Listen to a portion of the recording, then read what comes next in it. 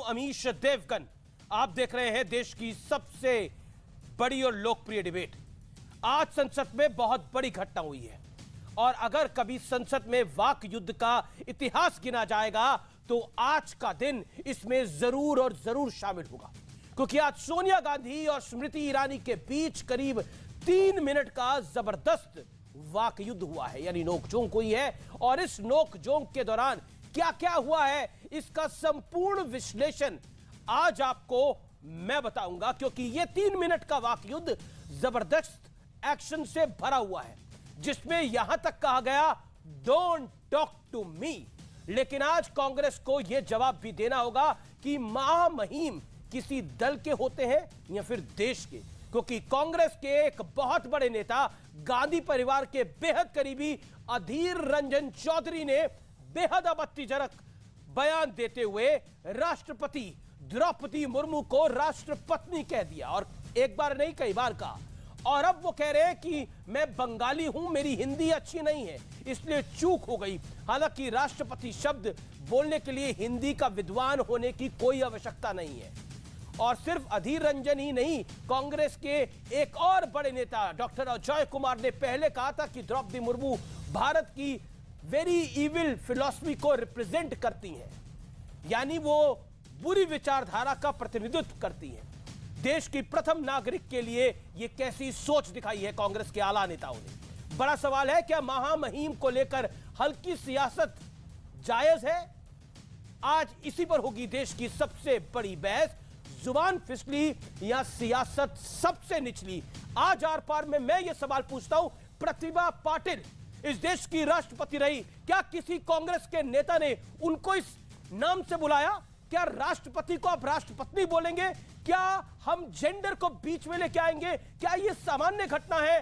आज आर पार में मैं इसकी भी बात करूंगा। और किसने किसको कहा डोंट टॉक टू मी? वो 3 मिनट का जो वाक युद्ध था, जो नोकझोंक थी, उसमें कौन कौन वहां पर मौजूद था, आज उसका पूरा विवरण मैं आपको बताऊंगा, क्योंकि सियासत के अंदर आज का दिन बहुत महत्वपूर्ण माना जाएगा।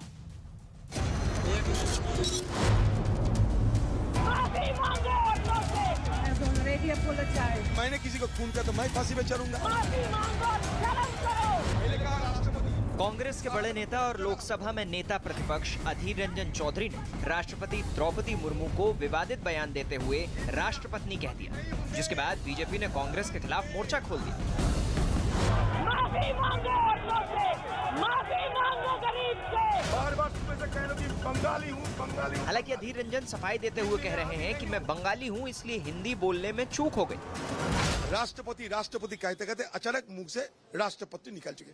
मैं एक बंगाली हूँ, हिंदी आदि नहीं है मेरा। मैंने सुबह से कहना है चूक हुआ है, चूक हुआ है, चूक हुआ है, लेकिन चूक हुआ तो क्या करे, अभी फांसी में लटका दो।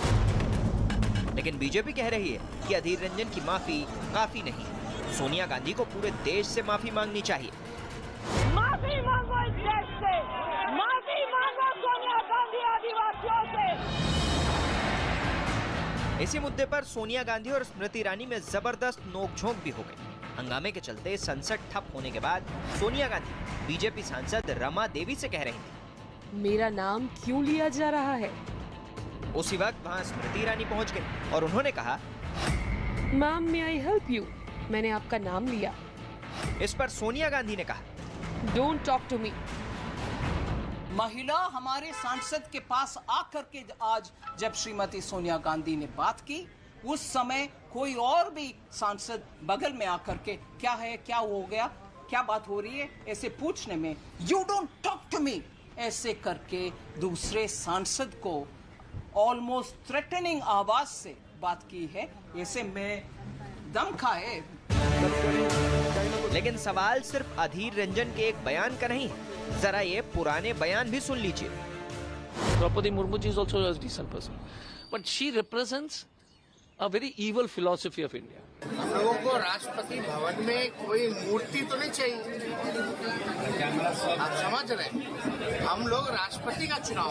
21वीं सदी में नरेंद्र मोदी कभी भी देश के प्रधानमंत्री नहीं बनेंगे, नहीं बनेंगे, नहीं बनेंगे। लेकिन यहाँ आकर चाय का वितरण करना चाहते हैं तो हम उनके लिए कुछ जगह बना रखते हैं। गुजरात की सरकार चलाने वाले झूठे बेईमानी डर और मौत के सौदागर हैं। तो आज इसी पर होगी देश की सबसे बड़ी बहस। जुबान फिसली या सियासत निचली। और अब वक्त है आर पार के सुप्रसिद्ध विश्लेषण का। सोनिया गांधी और स्मृति ईरानी के 3 मिनट के वाक युद्ध का विश्लेषण सुनिए। करीब 3 मिनट तक ये जो नोकझोंक थी, ये जो जुबान के तर्कश थे, ये निकले। स्मृति ईरानी और सोनिया गांधी के बीच में ये नोकझोंक हुई। संसद ठप हुई, सभी नेता बाहर निकले, तब ये नोकझोंक हुई। सोनिया गांधी ने बीजेपी सांसद रमा देवी से कहा कि मेरा नाम इस पूरे मामले में क्यों घसीटा जा रहा है, क्यों लिया जा रहा है। अधीर रंजन चौधरी को, मैं आपको थोड़ी देर ये ग्राफिक्स को होल्ड करते मैं बताता हूं। अधीर रंजन चौधरी ने देश की राष्ट्रपति महामहिम द्रौपदी मुर्मू जी को राष्ट्रपति की बजाय राष्ट्रपत्नी कहा। इस पर यह पूरा बवाल खड़ा हुआ, जिसमें स्मृति ईरानी ने बोला कि यह देश के आदिवासियों का, गरीबों का मजाक है, देश के हर नागरिक का मजाक उड़ाने के बराबर है, उनकी बेइज्जती करने के बराबर है। तो उन्होंने बोला कि सोनिया गांधी सदन में मौजूद है, उनको स्पष्टीकरण इस पूरी बात पे देना चाहिए। आमतौर पर जो बड़ा नेता होता है उससे स्पष्टीकरण मांगा जाता है। अगर नरेंद्र मोदी सदन में बैठे होते हैं तो विपक्ष उनसे भी स्पष्टीकरण मांगता है। लेकिन सोनिया गांधी इस बात में बहुत गुस्से में आ गई। उन्होंने बोला कि क्यों मेरा नाम लिया जा रहा है। उन्होंने रमा देवी से पूछा। लेकिन इसी बीच क्या होता है, स्मृति ईरानी वहां पहुंच गई और उन्होंने कहा, ma'am may I help you, मैंने आपका नाम लिया है। आप रमा देवी से जो पूछ रही है, मैंने आपका नाम लिया है। इस पर सोनिया गांधी ने जो कहा, वो कहा डोंट टॉक टू मी। और निर्मला सीतारमन कह रही है कि उंगली उठाते हुए, धमकाने भरे आजाद अंदाज के अंदर सोनिया गांधी और उनके इर्द गिर्द जो सांसद थे, उन्होंने स्मृति ईरानी को यह बात कही। लेकिन उसके बाद सुप्रिया सूले और गौरव गोगोई आए, जिन्होंने बीच बचाव किया। लेकिन कांग्रेस का अपना अब आरोप है, कांग्रेस कह रही है कि घेर लिया कई सारे सांसदों ने सोनिया गांधी को। उसके बाद यह पूरा प्रकरण हुआ। लेकिन इस पूरे घटनाक्रम के अंदर बहुत कुछ और हुआ है। इस 3 मिनट के बाद क्या हुआ है और इसके अलावा क्या बड़ा हुआ है, मैं आज आपको आर पार में बताऊंगा। Sudhanshu Trivedi, member of parliament for Bharatiya Janata party, joins me on this important day. बहुत महत्वपूर्ण दिन है भारत की सदन के लिए। बेहद राधिका खेड़ा है, कांग्रेस पार्टी के नेता हैं, प्रवक्ता हैं और सोनिया गांधी की स्ट्रॉन्ग सपोर्टर मानी जाती है। मेरे साथ इस चर्चा में मनोज तिवारी जुड़ रहे हैं, बीजेपी मेंबर ऑफ पार्लियामेंट। मेरे साथ इस चर्चा में आज खास तौर पर रेणुका चौधरी जुड़ रही हैं, farmer member of parliament and former cabinet minister, और तौसीफ खान है। आप तमाम लोगों का स्वागत है। लेकिन राधिका खेड़ा, मैं शुरुआत आपसे करता हूं। स्मृति ईरानी को क्यों कहना पड़ा सोनिया गांधी जी को don't talk to me? Amish ji, जहां तक मुझे याद है, हम अभी भी उस भारत में रहते हैं जहां पे संस्कारों की बहुत महत्वपूर्ण होते हैं। संस्कार सबको बचपन से सिखाया जाता है, आपको भी सिखाया गया होगा। यहाँ पे पैनल में बैठे हुए सम्मानित सांसद साहब को भी सिखाया गया था कि आपसे जो उम्र में बड़े होते हैं उनसे एक तहजीब से और तमीज से बात करी जाती है।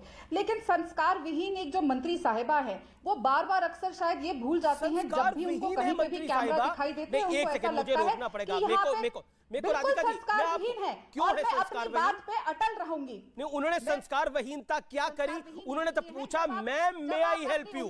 अगर उन्होंने पूछा ma'am may I help you, तो इसमें सरकार संस्कार विहीनता क्या है? अमीश जी, संस्कार वहीनता वहां पे होती है अगर आप उनका भाषण जो वो संसद में दे रही थी, मैं तो उस शब्द को बोलूंगी भी नहीं जैसे वो बोल रही थी सोनिया जी का नाम लेके। क्या उम्र है सोनिया गांधी जी की और क्या उम्र है स्मृति ईरानी जी की? क्या अपने घर में भी अपनी मां समान उम्र की महिला से वो ऐसे बात करती है? सोनिया गांधी माफी दो, क्या वो उनकी बचपन की दोस्त है? एक महिला है, इस देश की सांसद है, एक पार्टी की नहीं। अमित जी, जब हम कहते हैं नरेंद्र मोदी जी प्रधानमंत्री जी, मैडम आप कहते हैं नरेंद्र मोदी जाके चाय बेच। Okay, Manoj Tiwari wants to respond. Manoj Tiwari, then I will get Renuka Chaudhary and Sudhanshu Trivedi. Okay Manoj ji. ये मुझे बहुत आश्चर्य हो रहा है कि इतना बड़ा पाप करने के बाद कांग्रेस के लोगों की ये भाषा आती है कि उनको एक शब्द नहीं कहा जाता है सॉरी, हमसे गलती हुई। उनसे ये नहीं निकल सकता है कि ये महामहिम राष्ट्रपति का अनादर इस देश के सबसे बड़े पद पे बैठे हुए प्रथम नागरिक, एक महिला, एक जनजातीय बेटी का अनादर, आपके नेता उसको राष्ट्रपत्नी बोलते हैं, और उसके बाद भी आप लोग टीवी पे बहस करते हैं और बोलते हैं सोनिया गांधी जी क्यों नहीं कहा। सोनिया गांधी माफी मांगो, ये कहना कहां से अनादरपूर्ण हो गया इस परिप्रेक्ष्य में, जबकि आप महामहिम राष्ट्रपति को आपके सदन में नेता लोकसभा में अधीर रंजन चौधरी जी वो बोलते हैं कि राष्ट्रपत्नी, और उसके बावजूद पत्रकार टोकते हैं। पत्रकार जो बात कर रहे हैं वो कहते हैं कि सर आप ये मर्यादा का उल्लंघन कर रहे हैं, उसके बाद वो शब्द वापस नहीं लेते हैं। उसके बाद ये बात है, और इतनी ही तो कहा कि अधीर रंजन चौधरी माफी मांगो, सोनिया गांधी माफी मांगो। हम तो एक जनजातीय आदिवासी का अपमान नहीं सहेगा हिंदुस्तान। ये नारा लगाने में आपको जी प्रयोग नहीं कर पा रहे, इसलिए आपको तकलीफ है। और महामहिम राष्ट्रपति को राष्ट्रपति स्मृति ईरानी ने जी प्रयोग नहीं किया था, उस पर गुस्सा हो गई कांग्रेस पार्टी, सोनिया जी को भी गुस्सा आ गया, उन्होंने बोल दिया डोंट टॉक टू मी, मतलब जी ना बोलने पर कह दिया गया डोंट टॉक टू मी। और जो राष्ट्रपति महामहिम द्रौपदी मुर्मू जी को, जो आदिवासी समुदाय से आती है, पहली बार देश में आदिवासी महिला को राष्ट्रपति बनाया गया, उनको राष्ट्रपत्नी कहते हैं, उस पर आपको नहीं लगता आपत्ति होनी चाहिए कोई? आपको दुख हो रहा है सोनिया गांधी जी को जी नहीं कहा गया, आपको आपत्ति इस पे भी हो सकती है कि मैडम क्यों नहीं लगाया गया था पहले? जवाब दिया, अब इस बात का जवाब देखिए, फटाफट से मैं आपके इस बात का जवाब दे देती हूँ। सबसे पहली बात, इस देश के राष्ट्रपति जो भी हो, चाहे वो महिला हो या पुरुष हो, किसी भी इस देश की राष्ट्रपति एक नहीं, Radhika, I want to make it loud and clear, इस देश की राष्ट्रपति एक महिला है और वो राष्ट्रपति होता है, राष्ट्रपति नहीं होता है। अमीश जी, इस देश की राष्ट्रपति पहले भी महिला रह चुकी है। प्रतिभा पाटिल को किसी ने शब्द से बुलाया था क्या? प्रतिभा पाटिल जी को कभी इस शब्द से किसी ने बुलाया था क्या? प्रतिभा पाटिल जी को इस शब्द से किसी ने बुलाया था क्या? राधिका जी, राधिका जी, क्या प्रतिभा पाटिल जी को किसी ने इस शब्द से बुलाया था? जवाब है नहीं। बीजेपी ने किसी ने से बुलाया क्या? कांग्रेस, तब अधीर रंजन चौधरी सांसद थे ना जब प्रतिभा पाटिल राष्ट्रपति थी, क्या उनके मुंह से निकला था राष्ट्रपति? राष्ट्रपति बोलते बोलते राष्ट्रपति कहा है, और एक बार नहीं कई बार क्या है। अमीश जी, अगर आपका सवाल खत्म है तो मैं जवाब दे दूं।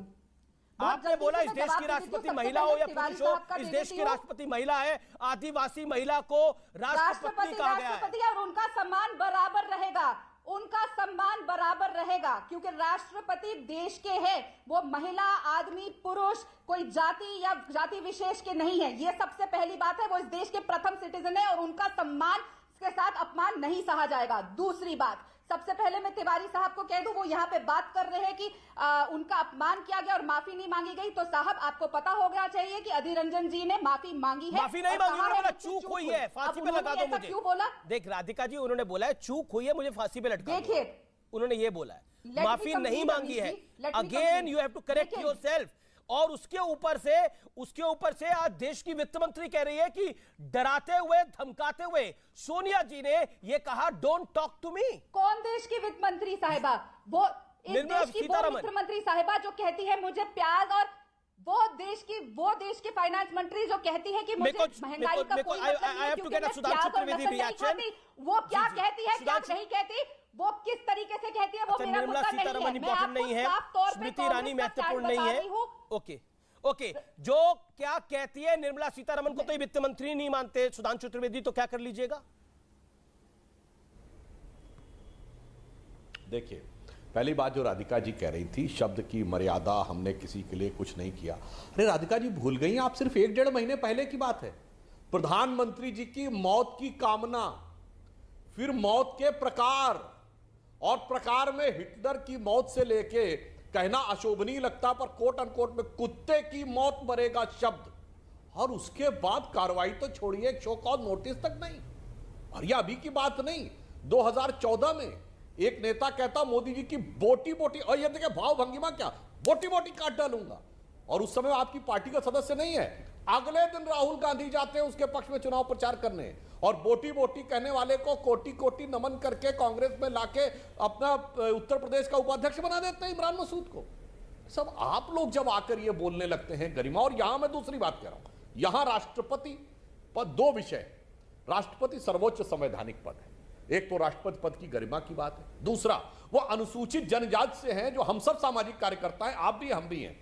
सामाजिक पायदान के सबसे निचली सीढ़ी पर खड़े हुए वर्ग की प्रतीक है। गांधी का हिंद स्वराज, लोकमान्य तिलक का स्वराज और दीनदयाल जी के अंत्योदय को यदि साकार किया है स्वतंत्रता के इस अमृत महोत्सव वर्ष में, तो मोदी जी के नेतृत्व में एनडीए ने जब वो आकर इस पद पर आई हैं, तो कम से कम उस वर्ग के आत्मसम्मान और स्वाभिमान के लिए भी यदि केवल एक बार माफी मांगने की बात हो तो इसमें समस्या क्या है। परंतु सोनिया जी को जी नहीं बोला, यानी भारत के लोकतांत्रिक राजवंश के राज परिवार की अधिनायकवादी अहम मान्यता तो यह है कि मेरे में जी क्यों नहीं लगाया।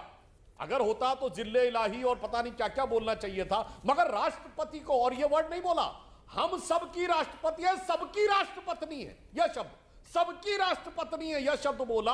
और जब टोका पत्रकार ने तो ये कह देते हैं हाँ सॉरी मुझसे गलती हो गई। अच्छा वो गैर हिंदी भाषी हैं तो मैं पूछना चाहता हूं सभापति को कितनी बार सभापत्नी बोला उन्होंने?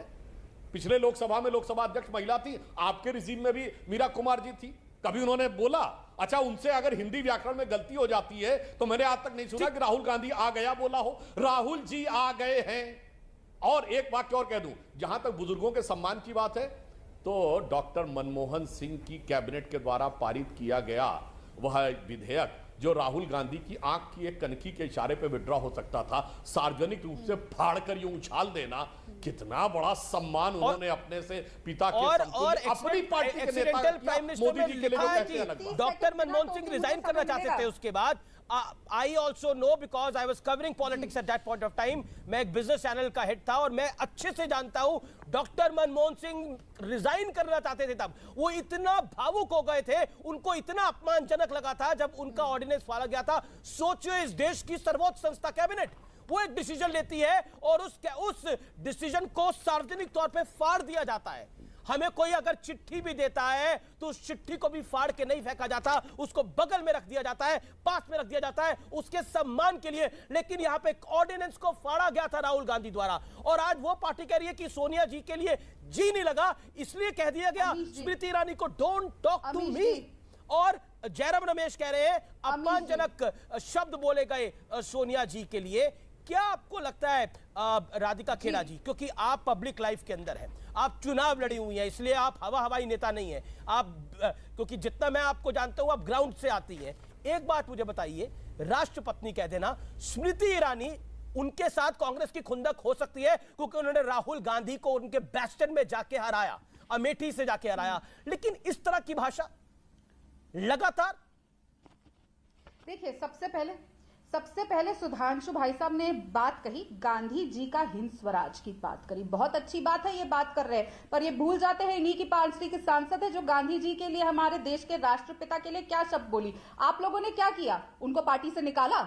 मोदी जी ने तो बस आके कह दिया कि मैं दिल से कभी माफ नहीं करूंगा, उसके अलावा कुछ किया? स्मृति ईरानी पर क्या कहती है? आपकी तो दुश्मनी कांग्रेस से है ना। गांधी जी के नाम पे तो आप बड़ी बड़ी योजनाएं चलाते हैं, उनके चश्मे का इस्तेमाल करते हैं योजनाओं में। वो गांधी जी के लिए आज आपने शब्द जो बोले, मैं बहुत आभारी हूं कि आप हमारे देश के राष्ट्रपिता के नाम के लिए इतने अच्छे शब्द बोले, लेकिन ये ज्ञान थोड़ी अपनी सांसद साहिबा को भी दे देते और उनको निलंबित कर देते। बात करते हैं नरेंद्र भाई मोदी जी, हमारे देश के प्रधानमंत्री, उन्होंने क्या कहा था डॉक्टर मनमोहन सिंह जी के लिए जब वो प्रधानमंत्री थे कि देश के प्रधानमंत्री रेनकोट पहन के नाते हैं। सोनिया जी के लिए क्या कहा था? जर्सी काऊ। या आप भूल रहे हैं क्या? शब्द गिनवाने लग जाओ। और इस देश के प्रधानमंत्री देश की बेटियों के लिए क्या कहते हैं? बेटी बचाओ बेटी पढ़ाओ चला दिया, लेकिन कहते हैं लड़कियां अगर अचार सड़क पे बेचेगी तो जल्दी बेचा जाएगा। माफी मांगेंगे क्या वो देश से? माफी मांगिए ना, इन सब चीजों पे कार्रवाई करिए। जवाब देंगे। रेणुका चौधरी भी मेरे साथ जुड़ी हुई है। देखिए मैं राधिका जी आप ही के पास आ रहा हूं और मेरे को 30 सेकंड में इस बात का जवाब दीजिए। देश की वित्त मंत्री कह रही है कि सोनिया गांधी ने जिस लिहाजे में बोला वो लिहाजा धमकाने वाला था। हमारे सांसद के पास आकर के आज जब श्रीमती सोनिया गांधी ने बात की, उस समय कोई और भी सांसद बगल में आकर के क्या है, क्या हो गया, क्या बात हो रही है, ऐसे पूछने में you don't talk to me ऐसे करके दूसरे सांसद को ऑलमोस्ट थ्रेटनिंग आवाज से बात की है। ऐसे में दम खाए जवाब राधिका खेड़ा। और वहां पे 50 लोग मौजूद थे, जो इसकी बानगी कर रहे हैं। It was a threatening voice. Radhika Khera. Amish ji, आपने इतने साल कवर किया है पॉलिटिकल पार्टीज को, आप सोनिया जी से भी कई बार मिले होंगे, आपने उनसे बात भी करी होगी, आप व्यक्तिगत तौर पे भी मिले होंगे और आपने उनको संसद में भी देखा होगा और उनको सुना भी होगा। इतने सालों की पब्लिक लाइफ में कभी आपने कहीं पे भी सुना कि उन्होंने किसी को थ्रेटन किया है, या वो महिला को कभी ऊंची आवाज में बात करते सुना? कभी सुना है?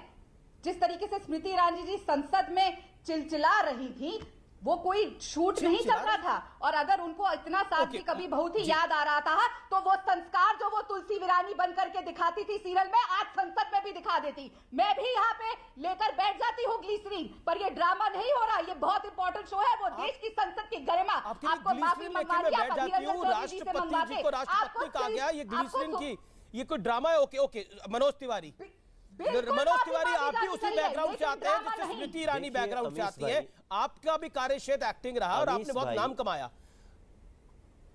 ग्लिसरीन की जरूरत है इन सब चीजों के लिए। अमीश भाई, आज राधिका खेड़ा जी के पास एक मौका था जहां वो देश में उठे हुए इस गुस्से पर थोड़ा सा पानी डाल सकती थी, लेकिन इन्होंने ऐसे ऐसे शब्द, ऐसे ऐसे बयान बोल दिए कि देश में जो आज कांग्रेस के प्रति जो गुस्सा है वो और भड़का रही हैं। राधिका जी, आज सोनिया जी को इतना ही कहना था कि मैं कभी माफ नहीं कर पाऊंगी अधीर रंजन चौधरी को। इतना ही कहना अधीर रंजन चौधरी के लिए बहुत बड़ी सजा और सोनिया गांधी जी की एक इज्जत बनती, लेकिन उसके बजाय थ्रेटन करना, धमकाना। मैं भी वहीं था, मैं भी उसी जगह पे अमीश जी खड़ा था। क्या हुआ था मनोज तिवारी? तेवर में आज लाइव गवाही दीजिए। आज सिंपल सी बात थी, मैं बताऊं आपको। रमा देवी जी को सोनिया जी ने पूछा, उन्होंने पूछा कि क्या हुआ है, लोग मेरा नाम क्यों ले रहे हैं? तो उस तभी बगल में ये हमारी अमेठी की सांसद स्मृति ईरानी जी थी, वो भी आ गई बड़े लहजे से, बड़े अच्छे लहजे से कि मैम क्या बात है बताइए, मैंने आपका नाम लिया। और इतना सुनते ही जिस प्रकार से उन्होंने कहा कि you don't talk to me, हमें लगा कि हमें वो कई बार हम लोग सीरियल में एक ऐसे ऐसे विलेन लोगों को देखते हैं, इस प्रकार का चेहरा उनका हो गया। हमारे लिए भी आश्चर्य का विषय था। मैं समझ रहा था हम लोग सोनिया गांधी का फ्लैग लेके हम लोग, और सोनिया गांधी माफी मांगो, हम लोग भी कर रहे थे, लेकिन इसके बदले महामहिम राष्ट्रपति को राष्ट्रपत्नी बार बार बोलने वाले अपने एक सांसद को सजा देने की बजाय, उसको बुरा कहने की बजाय आप थ्रेटन कर रहे हो उन लोगों को जो इस पे आपसे माफी मांग रहे हैं, आपकी पार्टी से मांग रहे हैं। ये स्वरूप मेरे लिए बिल्कुल अनोखा था और मैं जीवन में कभी उस स्वरूप को भूल नहीं पाऊंगा। ओके राधिका खेड़ा ये वहां पर मौजूद थे और ये बानगी कर रहे हैं कि रमा देवी के पास सोनिया जी गई और सोनिया जी ने पूछा मेरा नाम क्यों लिया जा रहा है, तब स्मृति ईरानी ने बोला मैडम मैंने आपका नाम लिया है, और सोनिया गांधी ने बोला डोंट टॉक टू मी। वो गुस्से में तमतमा गई। बकौल अमीश जी, जब आज आपका शो मूड कोर्ट के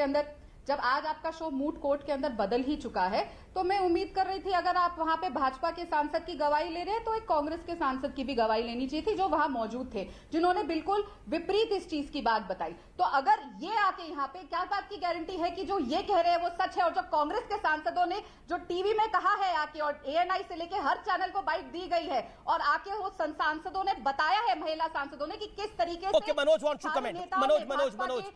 MPs ने घेर लिया सोनिया जी को। राधिका जी, अमीश देवगन जी, आप इस चैप्टर को भूल जाइए कि वहां क्या बात हुई।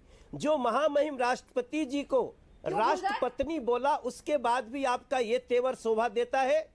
आप चलिए, हम थोड़ी देर के लिए मान लेते हैं, आप कहेंगे वहां गवाही हो रही है, कोर्ट हो रहा है, लेकिन जिस मुद्दे पे आज देश रो रहा है, एक गरीब की बेटी का, जनजातीय बेटी का, कांग्रेस के लोकसभा में नेता ने अपमान किया है। अपमान भी ऐसा वैसा नहीं, राष्ट्रपत्नी की समीक्षा करना शुरू करेंगे तो राधिका जी आप भी एक महिला होने के नाते शर्मसार हो जाएंगी।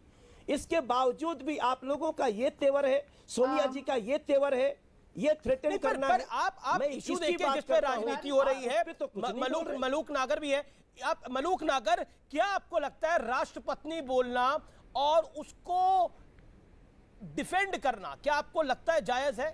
क्योंकि मायावती जी ने भी इस पर बहुत घनघोर टिप्पणी करी है, स्ट्रॉन्ग कमेंट करे। आमिश जी मैं बहुत चुपचाप बैठा था, मुझे प्लीज बोलने का मौका जरूर देना, बीच में रुकावट मत डालना, मेरी बात पूरी हो जाए। देखिए मैं वहां पे मौजूद था और जैसे ही सदन स्टार्ट हुआ, स्मृति ईरानी जी ने जो अपनी बात शुरू की कि माफी मांगे, सोनिया जी भी माफी मांगे, यहां से बात की शुरुआत हुई थी। और फिर सोनिया गांधी जी अपनी तरफ से जाकर के सरकार के तरफ जाके बीच में जाकर के बात करने लगी, मेरा नाम क्यों लिया जा रहा है। तो असलियत में कांग्रेस के जो लोकसभा में दल के नेता हैं अधीर रंजन जी, तो कांग्रेस की अध्यक्ष हैं इस समय सोनिया गांधी जी। अगर कोई जो दलित महिला हैं और उसमें भी शेड्यूल्ड ट्राइब्स, जिसमें 29.4% कश्मीर के गुजर बकरवाल भी हैं, और पूरे देश में बहुत सारे एससी और एसटी और दलित हैं सारे, और उनको राष्ट्र की पत्नी, तमाम लोगों के देश के लोगों की पत्नी की तरह कोई बात कहेगा तो उस पर नाराजगी जाहिर करनी बहुत ही जरूरी है। और हम भी बहुत कठोर शब्दों में निंदा करते हैं, और कांग्रेस के नेता सदन ने बहुत ही स्तर से गिर के ये बात की है। बहुत महत्वपूर्ण बात आप कह रहे हैं कांग्रेस के, ये देखिए ये बीजेपी के नहीं है, कांग्रेस के नेता स्तर से गिर के बात कर रहे हैं, बीएसपी इस बात को कह रही है। मैं ब्रेक के बाद वापस आ रहा हूं, पार पार देख रहे हैं इंपॉर्टेंट डे, ये बड़ा महत्वपूर्ण दिन है देश की राष्ट्रपति के लिए। बहुत खराब शब्दों का इस्तेमाल हुआ है और संसद में स्मृति ईरानी और साथ ही साथ सोनिया गांधी के बीच में वाक युद्ध हुआ है। लेकिन स्मृति ईरानी क्या कुछ से गुजर रही थी उस समय, मैं वो भी आपको बताऊंगा एक ब्रेक के बाद।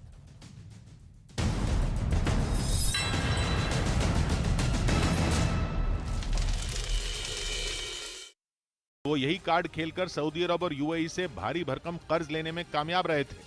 उधर यूक्रेन में चल रही जंग के बीच सीरिया में भी तनाव का माहौल बन गया। तनाव भी ऐसा जो सीरिया और तुर्की के बीच तलवारें खींचने की नई वजह बन सकता है। रूस और सीरिया की सेनाएं पिछले कुछ दिनों से सीरिया में अभ्यास कर रही हैं। इस अभ्यास में रूस और सीरिया की वायु सेनाएं शामिल रही।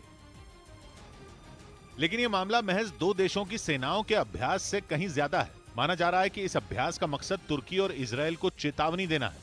इस अभ्यास का वीडियो भी सीरिया की सेना की तरफ से जारी किया गया। वीडियो में दोनों सेनाओं के जवान एक साथ हवाई ऑपरेशन करते दिखे। दोनों देशों के सबसे आधुनिक विमानों को इस अभ्यास में शामिल किया गया। हजारों फीट की ऊंचाई से पैराट्रूपर छलांग लगाते भी देखे गए। इसके अलावा रात के वक्त नाइट विजन कैमरों और थर्मल इमेजिंग तकनीक के इस्तेमाल का भी अभ्यास किया गया। लेकिन यह साफ नहीं है कि दोनों देशों की सेनाओं का यह अभ्यास सीरिया के किस हिस्से में हुआ। इससे पहले दोनों देशों की नौसेनाएं भी एक साथ अभ्यास कर चुकी हैं, जबकि एक महीना पहले सीरिया और रूस की वायु सेनाओं ने एक और अभ्यास किया था। इस बीच पश्चिमी मीडिया ने दावा किया कि रूसी सेना ने अपने ही लड़ाकू हेलीकॉप्टर को मार गिराया। बताया गया कि रूस का का-52 हेलीकॉप्टर खैरसोन में यूक्रेन पर हमले के लिए उड़ा था, लेकिन तभी उसने गलती से अपने ही सैनिकों पर बम बरसाने शुरू कर दिए, जिसके बाद रूसी सेना ने उसे ढेर कर दिया। बताया गया कि खैरसोन में रूस के 3 हेलीकॉप्टरों ने यूक्रेन की फौज पर हमले के लिए उड़ान भरी थी, लेकिन गलती से उन्होंने अपने ही सैनिकों पर हमले शुरू कर दिए, जिसके बाद जमीन पर मौजूद पुतिन के सैनिकों को लगा कि जो हेलीकॉप्टर उन पर हमले कर रहा है वो यूक्रेन का है, और उन्होंने उसे ढेर कर दिया। लेकिन बाद में पता लगा कि उन्होंने अपने ही हेलीकॉप्टर को मार गिराया। खबर है कि जिस हेलीकॉप्टर को रूसी सेना ने ढेर किया वो लंबे समय से खैरसोन में यूक्रेन की सेना पर हमले कर रहा था। रूसी सेना ने अपने जिस का-52 हेलीकॉप्टर को गिराया उसकी कीमत $15 मिलियन यानी भारतीय रुपयों में करीब 120 करोड़ रुपए थी। इससे पहले पिछले हफ्ते ही रूस के जवानों ने अपने ही सुखोई Su-34 लड़ाकू विमान को ढेर कर दिया था। सेना के लिए स्वॉर्म ड्रोन खरीदने का मतलब यह हुआ कि भारत चीन को उसी के अंदाज में जवाब देने के लिए तैयार है, जिसके लिए भारत सरकार से हरी झंडी मिल चुकी है। मतलब यह कि जल्द ही भारत की सेना के पास वो ड्रोन होंगे जो एक एक करके नहीं बल्कि एक साथ दुश्मन पर धावा बोलते हैं। स्वॉर्म ड्रोन, जिसमें स्वॉर्म का मतलब ही होता है झुंड, यानी वो ड्रोन जो झुंड में आते हैं। उन्हें दूर से देखो तो लगता है कि ढेर सारे पक्षी एक साथ आ रहे हों, और यही बात इन्हें नॉर्मल ड्रोन से अलग करती है और ताकतवर बनाती है। क्योंकि दुश्मन को स्वॉर्म ड्रोन देखकर लगेगा कि खूब सारे पक्षी एक साथ आ रहे हैं, लेकिन जैसे ही ये ड्रोन टारगेट के ऊपर पहुंचेंगे, बम गिराकर उसे एक ही झटके में बर्बाद कर देंगे।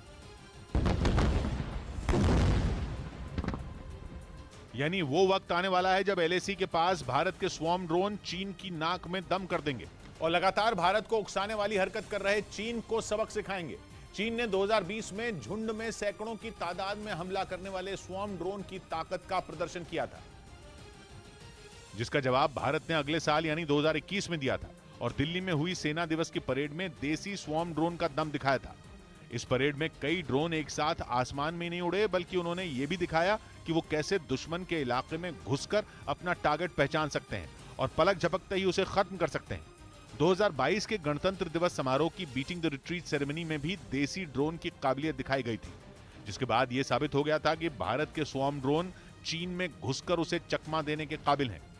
मतलब ऐसी जगहें जहां जवानों का पहुंचना मुश्किल है, वहां ये ड्रोन पहुंच जाएंगे और पलक झपकते ही दुश्मन का काम तमाम कर देंगे। मतलब एलएसी के पास जहां चीन की सेना भौगोलिक परिस्थितियों का फायदा उठाकर भारत के सैनिकों को परेशान कर सकती है, वहां पर भारत के देसी ड्रोन की तैनाती भारतीय सैनिकों के लिए वरदान होगी। यही वजह रहेगी चीन को जवाब देने की तैयारी में जुटी भारत सरकार ने सेना के लिए स्वदेशी स्वॉर्म ड्रोन खरीदने का फैसला किया। रक्षा मंत्री राजनाथ सिंह के नेतृत्व में हुई डीएसी यानी डिफेंस एक्विजिशन काउंसिल की बैठक में इससे जुड़े प्रस्ताव को मंजूरी दी गई और फैसला किया गया कि सेना के लिए भारत की कंपनियों से 28,732 करोड़ रुपए के रक्षा उपकरण खरीदे जाएंगे, जिनमें स्वॉर्म ड्रोन के अलावा खतरनाक बंदूकें, बुलेट प्रूफ जैकेट और कोस्ट गार्ड के लिए 14 तेज रफ्तार वाली नाव भी शामिल है। लेकिन इनमें सबसे खास हैं स्वॉर्म ड्रोन, क्योंकि गलवान हिंसा के बाद चीन अपने जिन हथियारों पर इतरा रहा है उनमें स्वॉर्म ड्रोन भी शामिल हैं। उसने इनके परीक्षण के बाद दुनिया भर में ढोल पीटा था, लेकिन भारत ने अगले साल ही अपने स्वॉर्म ड्रोन आसमान में उतारकर चीन को चुप करा दिया था और अब तो उन्हें सेना के लिए खरीदने की तैयारी भी हो चुकी है। हालांकि अभी यह नहीं पता कि स्वॉर्म ड्रोन कितनी तादाद में खरीदे जाएंगे, लेकिन यह पक्का है कि सेना के पास स्वॉर्म ड्रोन आते ही उसकी ताकत कई गुना बढ़ जाएगी, क्योंकि एलएसी के पास भारत के धैर्य की परीक्षा ले रहे चीन को ये ड्रोन अच्छा सबक सिखा सकते हैं। सेना इनसे सर्जिकल स्ट्राइक, एयर स्ट्राइक और जासूसी कर सकती है और चीन की हर चाल पर नजर रख सकती है। बड़ी बात है कि ये नई तकनीक नो कॉन्टैक्ट वॉरफेयर यानी बिना किसी इंसान के संपर्क में आए जंग लड़ना सिखाती है। वैसे ये तकनीक चीन के पास भी है, लेकिन जानकार मानते हैं कि भारत के स्वॉर्म ड्रोन चीन के स्वॉर्म ड्रोन की टक्कर के हैं। यानी ड्रोन तकनीक में भारत और चीन के बीच कांटे की टक्कर है। वैसे अमेरिका, चीन, रूस और ब्रिटेन के पास पहले से स्वॉर्म ड्रोन हैं, जिन्हें वो लगातार अपग्रेड कर रहे हैं, लेकिन अब भारत ने भी जंग के इस नए हथियार में हाथ आजमाना शुरू कर दिया है और पिछले 2 साल में अपनी ड्रोन की ताकत दुनिया को दिखाई है, जिससे चीन टेंशन में है। उधर रूस की नौसेना की परमाणु पनडुब्बी पर जेड का निशान दिखने से हड़कंप मच गया। 24 फरवरी को जब रूस ने यूक्रेन पर हमला बोला था तो उस वक्त रूसी सेना के टैंकों और बख्तरबंद गाड़ियों पर जेड निशान बने हुए थे, जो आगे चलकर यूक्रेन के खिलाफ रूस के जंग छेड़ने का प्रतीक बन गए। और इसी वजह से जब जेड निशान वाली रूसी पनडुब्बी परमाणु मिसाइलों के साथ बैरेंट सागर में गश्त करती दिखी तो हड़कंप मच गया। माना जा रहा है कि रूस अपनी आक्रामकता दिखाने के लिए परमाणु पनडुब्बी। नमस्कार व्यूअर्स, इस समय की बड़ी ब्रेकिंग स्टोरी आ रही है। आप देश का नंबर 1 न्यूज चैनल देख रहे हैं और देश का सबसे ज्यादा देखे जाने वाला लोकप्रिय कार्यक्रम देख रहे हैं आर पार। इस समय बड़ी खबर आ रही है। आचार्य प्रमोद कृष्णम, जो कि प्रियंका गांधी के एडवाइजर भी हैं और कांग्रेस के स्टार नेता भी हैं, उन्होंने एक बड़ा ट्वीट किया है। उन्होंने स्मृति ईरानी पर बयान दिया है। उन्होंने बोला है सोनिया गांधी भारत की बहू है और भारतीय संस्कृति और शालीन बहू बेटियों के अपमान करने की अनुमति नहीं देता। सत्ता का इतना घमंड शोभा नहीं देता स्मृति ईरानी जी। आचार्य प्रमोद कृष्णम ने बड़ा बयान दिया है सोनिया गांधी के पक्ष में और सोनिया और स्मृति ईरानी को नसीहत दी है। लेकिन इस समय बताना जरूरी है बेहद कि स्मृति ईरानी, इस समय यह बताना बेहद आवश्यक है, स्मृति ईरानी जब अपने कार्य का निर्वहन कर रही थी सदन के अंदर, तब उनके साथ क्या हो रहा था। उनके परिवार के एक सदस्य, उनके अपने फादर, पिता एक हॉस्पिटल में ब्रेन स्ट्रोक के चलते आईसीयू में थे और हैं, उनका इलाज चल रहा था और वो अपना कार्य करने के लिए सदन में थी, क्योंकि सदन में उनको जनता ने भेजा है उस जनता का कार्य करने के लिए। और वो अपने पिता को आज शाम देखने गई हैं, आप सोच सकते हैं। और उसी बीच उनको कहा गया डोंट टॉक टू मी, जिसको लेकर निर्मला सीतारमण और पीयूष गोयल का बयान आया। मेरे साथ डॉक्टर सुधांशु त्रिवेदी है। सुधांशु त्रिवेदी, सोनिया गांधी देश की बहू है, उनके साथ ये शब्द नहीं बोले जाने चाहिए थे। जवाब 30 सेकंड के अंदर, जो आचार्य प्रमोद कृष्णम ने कहा है। नहीं, सोनिया गांधी जी सिर्फ देश की बहू नहीं है, उससे बड़ी बात है भारत के लोकतांत्रिक राज परिवार की बहू है।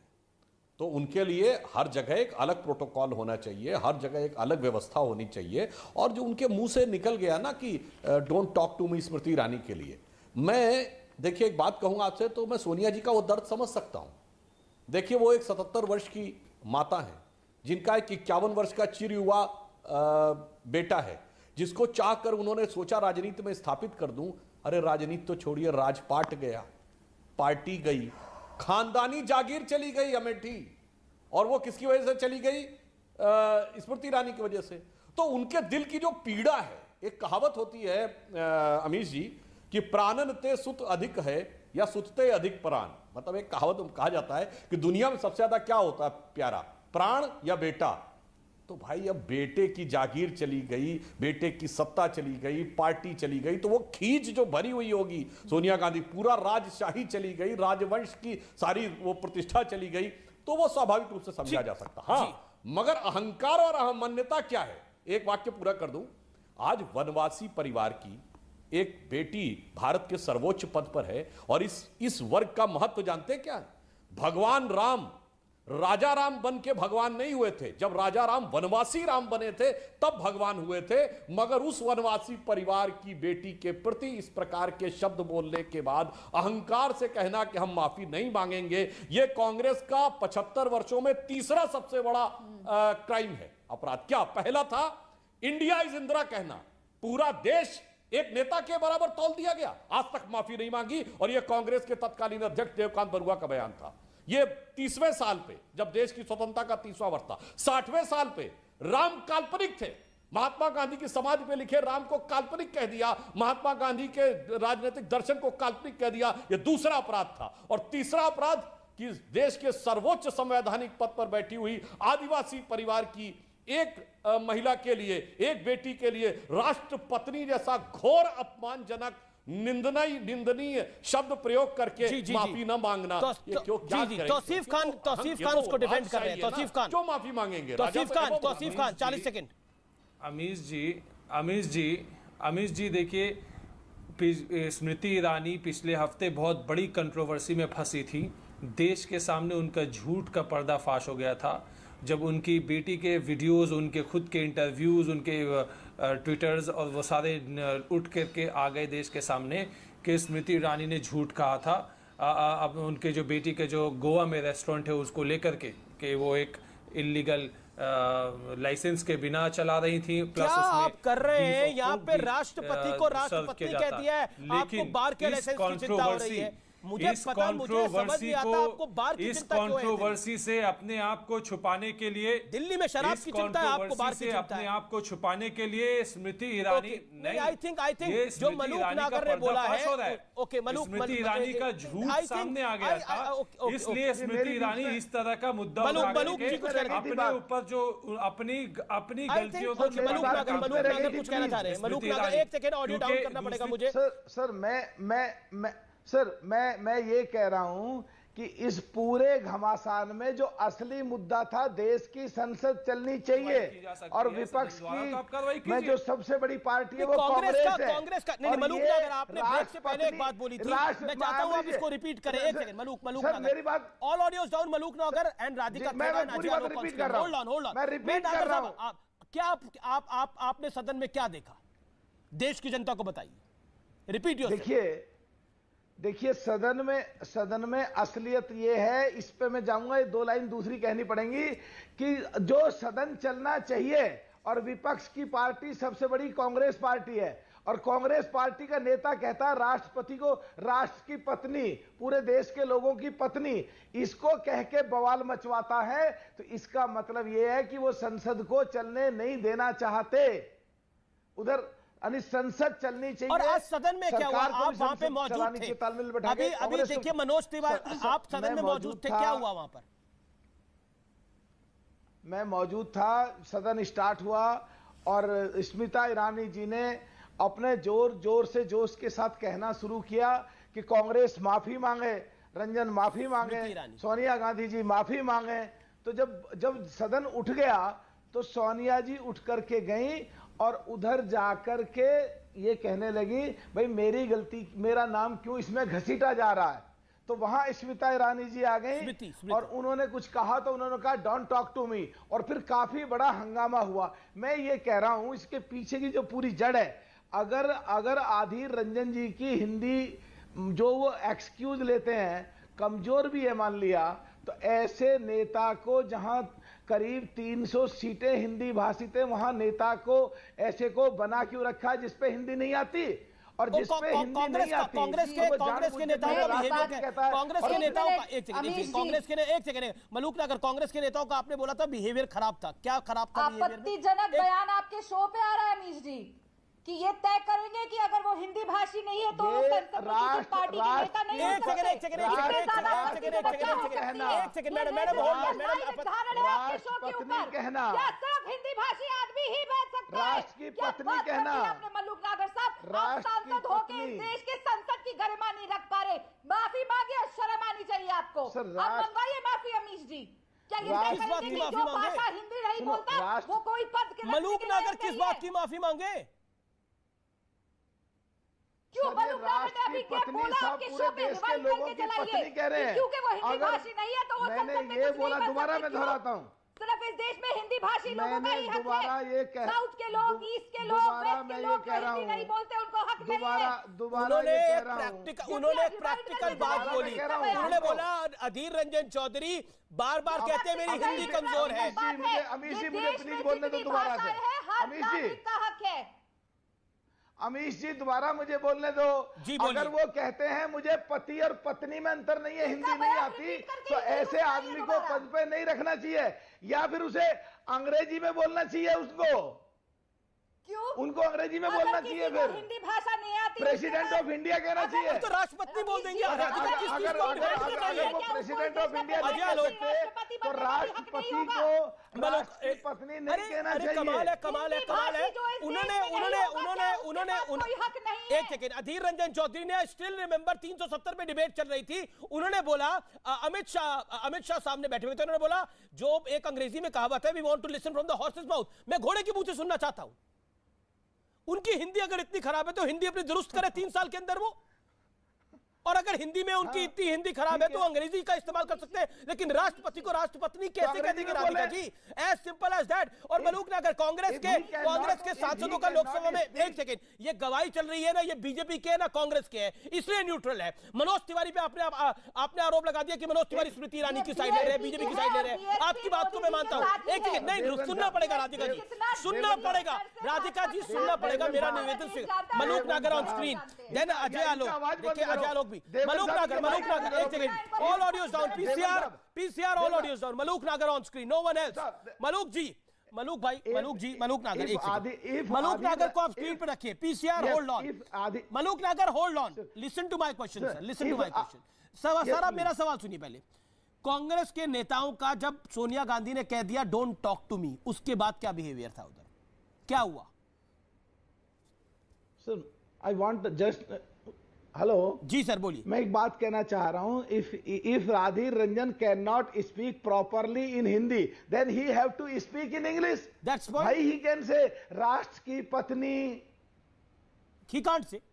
अच्छा अब मैं आपसे जो सवाल पूछ रहा हूं, कांग्रेस के नेता, आपने बोला, आपने ब्रेक से पहले बोला था कांग्रेस के नेताओं का निचला स्तर था, क्या निचला स्तर था? निचला स्तर यह था कि राष्ट्रपति कह करके और फिर राष्ट्र की पत्नी, फिर राष्ट्र की पत्नी, फिर सभी की पत्नी, इतना स्तर नहीं गिरना चाहिए। महामहिम है, ऑनरेबल प्रेसिडेंट ऑफ इंडिया है, महामहिम राष्ट्रपति हैं, हमारे देश के संवैधानिक और भारतीय संविधान के तहत सबसे बड़ा संवैधानिक पद है। इसका अगर इस तरह मजाक उड़ाया जाएगा तो हम राधिका, मैं आपको मौका दूंगा। अजय आलोक, ये विचित्र स्थिति हो गई है, सोनिया गांधी जी जो बीजेपी कह रही है, जो निर्मला सीतारमण वित्त मंत्री कह रही है, you made your point, audio down, जो जो कह रहे हैं मलूक नागर तो एक न्यूट्रल आदमी है, ना वो बीजेपी के हैं ना वो कांग्रेस के हैं। वो कह रहे हैं कि मतलब इस तरह के शब्दों का आचरण किया गया और इस तरह की भाषा शैली थी जिसको देख के सब हैरान हो गए। राष्ट्रपत्नी कह देना और फिर कह देना कि उनकी हिंदी कमजोर है इसलिए कह दिया गया, और फिर स्मृति ईरानी को कह देना सोनिया गांधी जी द्वारा डोंट टॉक टू मी।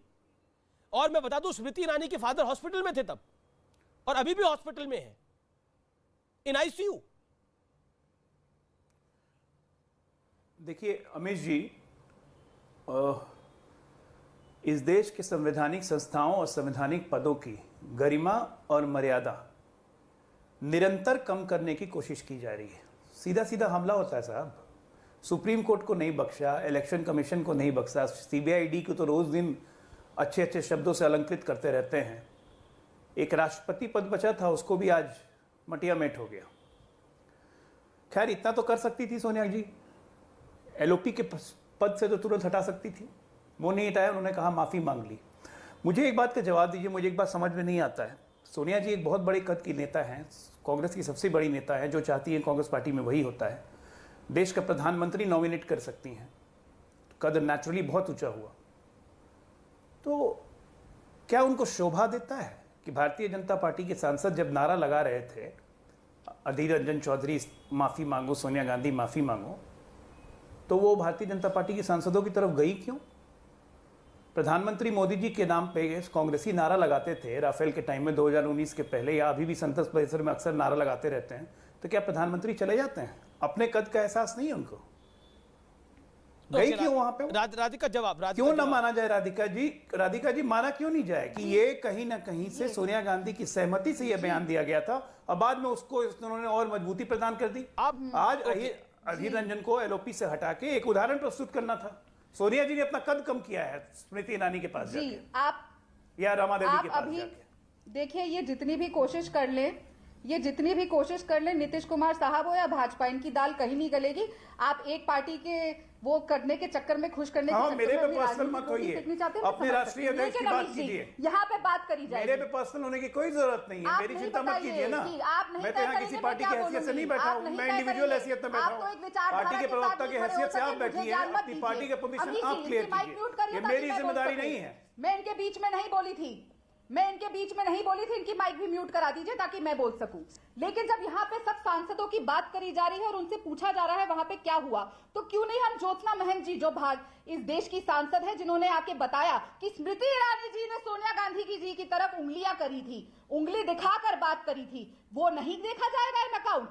क्यों जब गीता कोड़ा जी आके बताती है, जो इस देश की माननीय सांसद साहिबा हैं, जब आके बताती है कि भाजपा के पुरुष सांसद ने उन्हें आके भी घेर लिया सोना जी को और हमें आके उनको बचा के लेकर जाना पड़ा, तो उनका बयान क्यों नहीं अकाउंट में लिया जाता है? मैं तो कहता हूं बिल्कुल आपकी बात सही है, मैं आपकी बात से सहमत हूं, सबके बयानों को अकाउंट में लेना चाहिए। लेकिन मलूक नागर न्यूट्रल आदमी है, मैंने इसलिए सुधांशु त्रिवेदी को पिछले 12 मिनट से नहीं लिया है, मैंने इसीलिए मनोज तिवारी को नहीं लिया है। मलूक नागर न्यूट्रल आदमी है। एक सेकंड, कांग्रेस का निचला बिहेवियर था, उन्होंने मलूक नागर ने इस बात को बोला। अच्छा एक सेकंड रुक जाइए थोड़ी देर के लिए।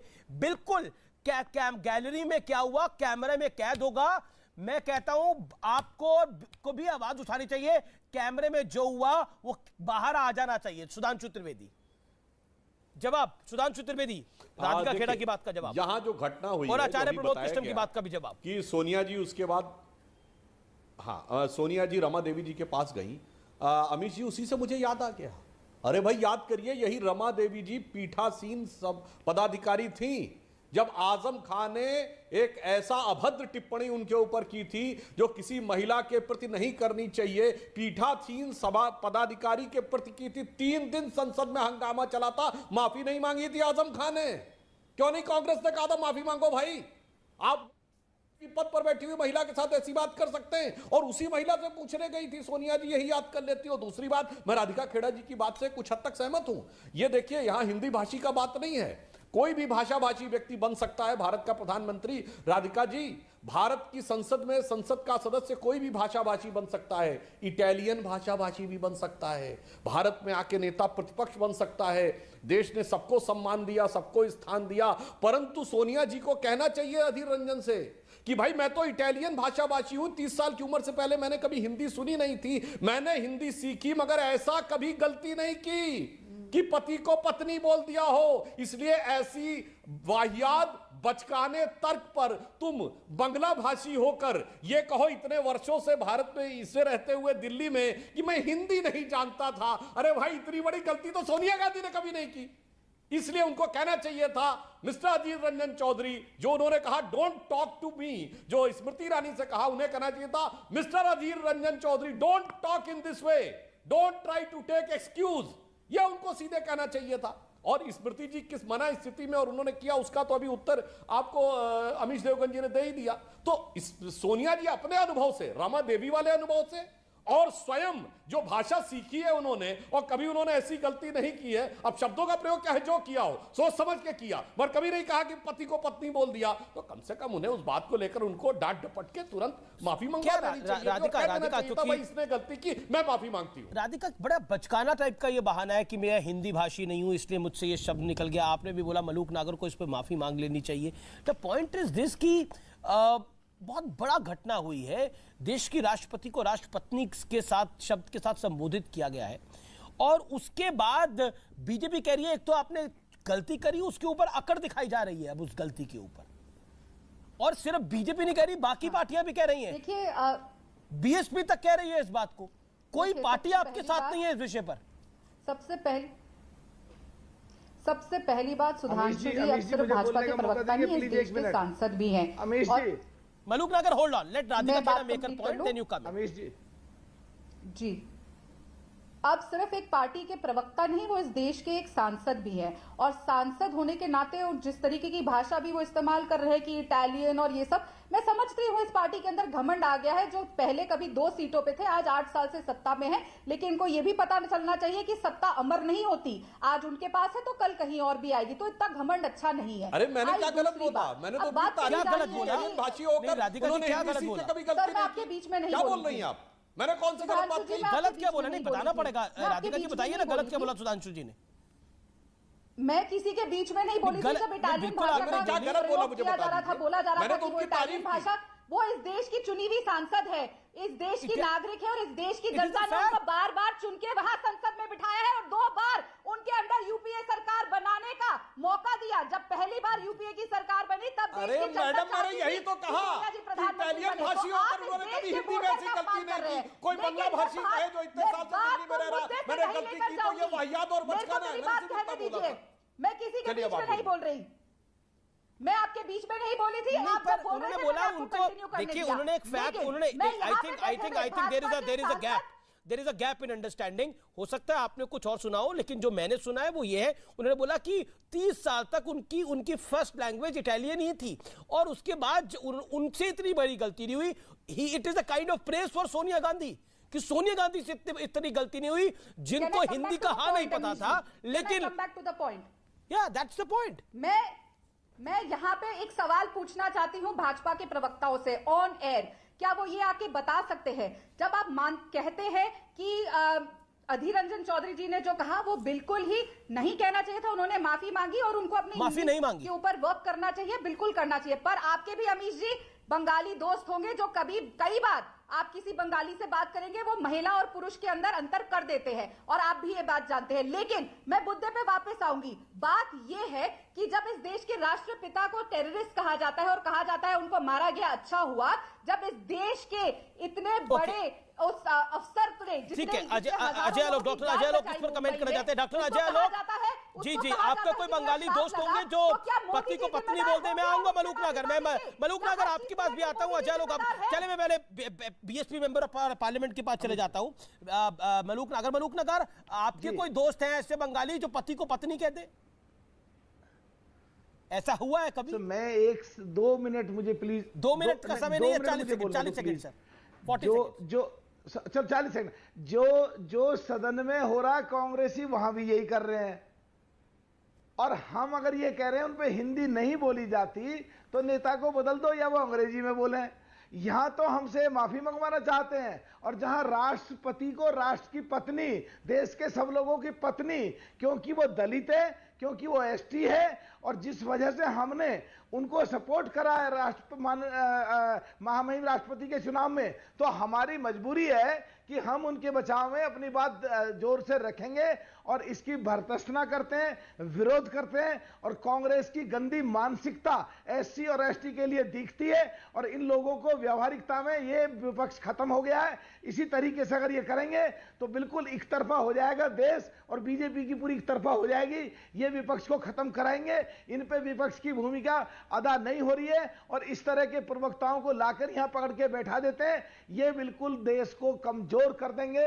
विपक्ष मजबूत होना बहुत जरूरी है। सही बात को सही कहना जरूरी है और गलत बात को गलत कहना जरूरी है। मतलब ये पूरे कम्युनिकेशन डिपार्टमेंट के लिए है, मतलब कम्युनिकेशन डिपार्टमेंट के लिए प्रवक्ता जो राष्ट्र के पति को राष्ट्र की पत्नी कह दे उसको बुरा नहीं लगता, जो कह दे हिंदी में सही नहीं आती। वो कह रहे हैं कि एक राधिका खेड़ा वो कह रहे हैं कि आप बर्बाद कर रहे हैं, आप इंश्योर कर रहे हैं कि 2024 में भी बीजेपी आए। एक तरफा चुनाव होगा जिस तरह का आपने, जिस तरह की गलतियां आप करते हैं। अपनी भाषा का किस तरीके के प्रवक्ता, तभी बसपा का जो हाल है, ईडी के चक्कर में आप लोग भाजपा की गोद में जाके बैठ रहे हैं। किस तरीके के प्रवक्ता आप बताएंगे कि मैं क्या मेंबर ऑफ पार्लियामेंट है, टीवी पे कहा जा रहा है किस तरीके के प्रवक्ता। देखिए बीएसपी किसकी गोद में, यार ये बिल्कुल गलत। इसी तरीके से संसद नहीं चलने दे रहे, इसी तरीके से विपक्ष कमजोर हो रहे हैं। ओके अजय आलोक, ओके तौसीफ खान भी कुछ कहना चाहते हैं, लेकिन अजय आलोक इसीलिए कांग्रेस पूरे विपक्ष को कमजोर कर रही है और ये एक तरफा कर देंगे। ये बीजेपी नहीं कह रही, ये कोई पॉलिटिकल पंडित नहीं कह रहा है, ये बीएसपी कह रही है कि कांग्रेस का हाल ऐसा है कि ये इंश्योर करेंगे कि 2024 में बीजेपी आए। एक तरफा चुनाव होगा अगर ऐसी स्थिति रही तो, ऐसी गलतियां होती रही तो। देखिए अमित जी, जब आपके दिमाग में घुस जाए ना ये बात कि सत्ता मेरे घर की जागीर है, तमाम संवैधानिक पद मेरे आगे कुछ नहीं है, सब बौने हैं, मैं जो कहूं वही शुरू, अहम ब्रह्मा, मेरे ही से विश्व शुरू होता है। ये जब दिमाग कांग्रेसियों के बारे में, कांग्रेस और कांग्रेस पार्टी के दिमाग में घुस गई है, उसका इलाज नहीं हो सकता है। ये अभी भी अहंकार में भरे हुए हैं। अभी तक एक फॉर्मल अपॉलॉजी नहीं मिली इनकी। एक और सारे के सारे प्रवक्ता लाइन से आकर डिफेंड कर रहे हैं अधीर रंजन चौधरी को या सोनिया गांधी को। ये नहीं मान रहे, एक महिला होके ये नहीं मान रही है कि महिला पे एक ऐसी अभद्र टिप्पणी नहीं होनी चाहिए। आई डोंट नो, क्या कांग्रेस परिस्थितियों को खराब कर रही है समूचे विपक्ष के लिए? क्योंकि ममता बनर्जी ने भी इस पर इशारा किया था। 30 सेकंड्स। देखिए ममता बनर्जी जी क्या कहती हैं वो मैं ना उनकी प्रवक्ता हूं, और यहाँ पे बैठे हुए आलोक साहब क्या कह रहे हैं, उन्होंने शायद आपकी डिबेट ही नहीं देखी। मैंने शुरुआत में क्या कहा था कि राष्ट्रपति चाहे महिला हो या पुरुष हो, चाहे किसी भी जनजाति की हो, चाहे कोई हो, उनका अपमान एक्सेप्टेबल नहीं है। अधीर रंजन जी ने आखिर आपकी मांगी, अधीर रंजन चौधरी को हटा दीजिए ना, अधीर रंजन चौधरी को हटा दीजिए फिर। तो मोदी जी को कब हटा रहे हैं? वो तो उन्होंने बोला नहीं था। तौसीफ खान ऑन स्क्रीन, तौसीफ जी जो कुछ कहा गया राष्ट्रपति महामहिम के लिए, क्या आपको लगता है, एक second Tauseef Khan, all audios down, Tauseef Khan, जो महामहिम के लिए कहा गया कि आप भी बंगाल से आते हैं, क्या आपको डिफरेंस नहीं पता राष्ट्रपति और पत्नी के अंदर? मैं आपसे जानना चाहता हूं सामान्य तौर पर। नहीं देखिए, सामान्य तौर पे बहुत वक्त ऐसा होता है तुम किधर जा रही हो के बजाय लोग, बंगाली लोग कहते हैं तुम किधर जा रहा है। तो ऐसी देखिए, ऐसी हो सकती डिफरेंसेस। अभी यहाँ पे जब कटघरे में खड़े हैं हमारे अधीर रंजन चौधरी जो एक सांसद है, और वो कह रहे हैं कि मुझसे गलती हो गई है और कोई भी सजा देने के लिए मैं तैयार हूं। इसके बावजूद अगर बीजेपी को लगता है कि नहीं, इतने हंगामे के बाद उन्होंने ये भी कहा है, तो उन्हें जो एक्शन ले, गलती हो सकती है, एक्शन ले ले, लेकिन उस पे ये सदन चलने नहीं देना, ये कहा का रूल है? आज बीजेपी गलती हो सकती है, चलने नहीं दिया, ये तो जायज नहीं है आज। अच्छा मैं कह रहा हूं ये आपसे भी गलती हो सकती है ऐसी, क्योंकि बंगाली हैं आप भी। हिंदी जो ऐसी गलती हो सकती है आपसे? भाषा जिन पे हिंदी भाषा पे कमांड नहीं है, जिन लोगों को हिंदी भाषा पे कमांड नहीं है, तो टीएमसी डिफेंड कर रही है, उनसे ऐसी हो सकती है। ठीक है, ओके अजय आलोक, ऐसी गलती हो सकती है तो यानी आगे मैं कह रहा हूं उन्होंने माफी मांग ली। अगर यही बात ममता बनर्जी के लिए कही होती तो आप तब भी ऐसी गलती तो आप एक्शन लीजिए। चलिए ओके बहुत बहुत शुक्रिया, समय इतना ही है, इजाजत देता है, लेकिन कुछ गलतियां जो होती हैं उनकी माफी नहीं होती। शायद कांग्रेस इसको रियलाइज करे, आज नहीं तो कल नहीं तो परसों, नहीं तो देश की जनता तो रियलाइज करा ही देती है। 2014 में कहा था मोदी जाके चाय बेच, देश की जनता ने 2 बारी से बता दिया है कौन क्या कर रहा है। नमस्कार।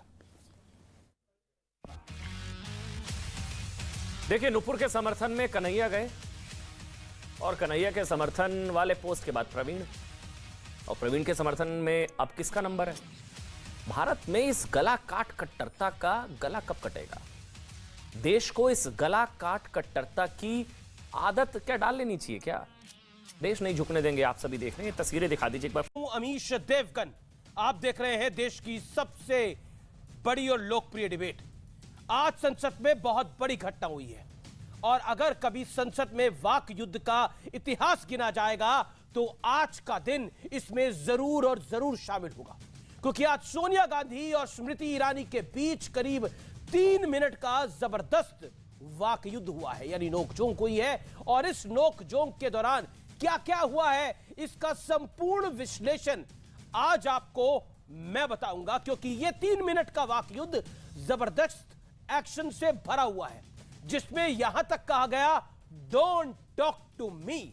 लेकिन आज कांग्रेस को यह जवाब भी देना होगा कि महामहिम किसी दल के होते हैं या फिर देश के, क्योंकि कांग्रेस के एक बहुत बड़े नेता, गांधी परिवार के बेहद करीबी अधीर रंजन चौधरी ने बेहद आपत्तिजनक बयान देते हुए राष्ट्रपति द्रौपदी मुर्मू को राष्ट्रपत्नी कह दिया, और एक बार नहीं कई बार कहा। और अब वो कह रहे हैं कि मैं बंगाली हूं, मेरी हिंदी अच्छी नहीं है, इसलिए चूक हो गई। हालांकि राष्ट्रपति शब्द बोलने के लिए हिंदी का विद्वान होने की कोई आवश्यकता नहीं है। और सिर्फ अधीर रंजन ही नहीं, कांग्रेस के एक और बड़े नेता डॉक्टर अजय कुमार ने पहले कहा था कि द्रौपदी मुर्मू भारत की वेरी इविल फिलॉसफी को रिप्रेजेंट करती हैं, यानी वो बुरी विचारधारा का प्रतिनिधित्व करती हैं। देश की प्रथम नागरिक के लिए ये कैसी सोच दिखाई है कांग्रेस के आला नेताओं ने। बड़ा सवाल है, क्या महामहिम को लेकर हल्की सियासत जायज है? आज इसी पर होगी देश की सबसे बड़ी बहस। जुबान फिसली या सियासत सबसे निचली? आज आर पार में मैं ये सवाल पूछता हूं, प्रतिभा पाटिल इस देश की राष्ट्रपति रही, क्या किसी कांग्रेस के नेता ने उनको इस नाम से बुलाया? क्या राष्ट्रपति को आप राष्ट्रपत्नी बोलेंगे? क्या हम जेंडर को बीच में लेके आएंगे? क्या ये सामान्य घटना है? आज आर पार में मैं इसकी भी बात करूंगा। और किसने किसको कहा डोंट टॉक टू मी? वो 3 मिनट का जो वाक युद्ध था, जो नोकझोंक थी, उसमें कौन कौन वहां पर मौजूद था, आज उसका पूरा विवरण मैं आपको बताऊंगा, क्योंकि सियासत के अंदर आज का दिन बहुत महत्वपूर्ण माना जाएगा।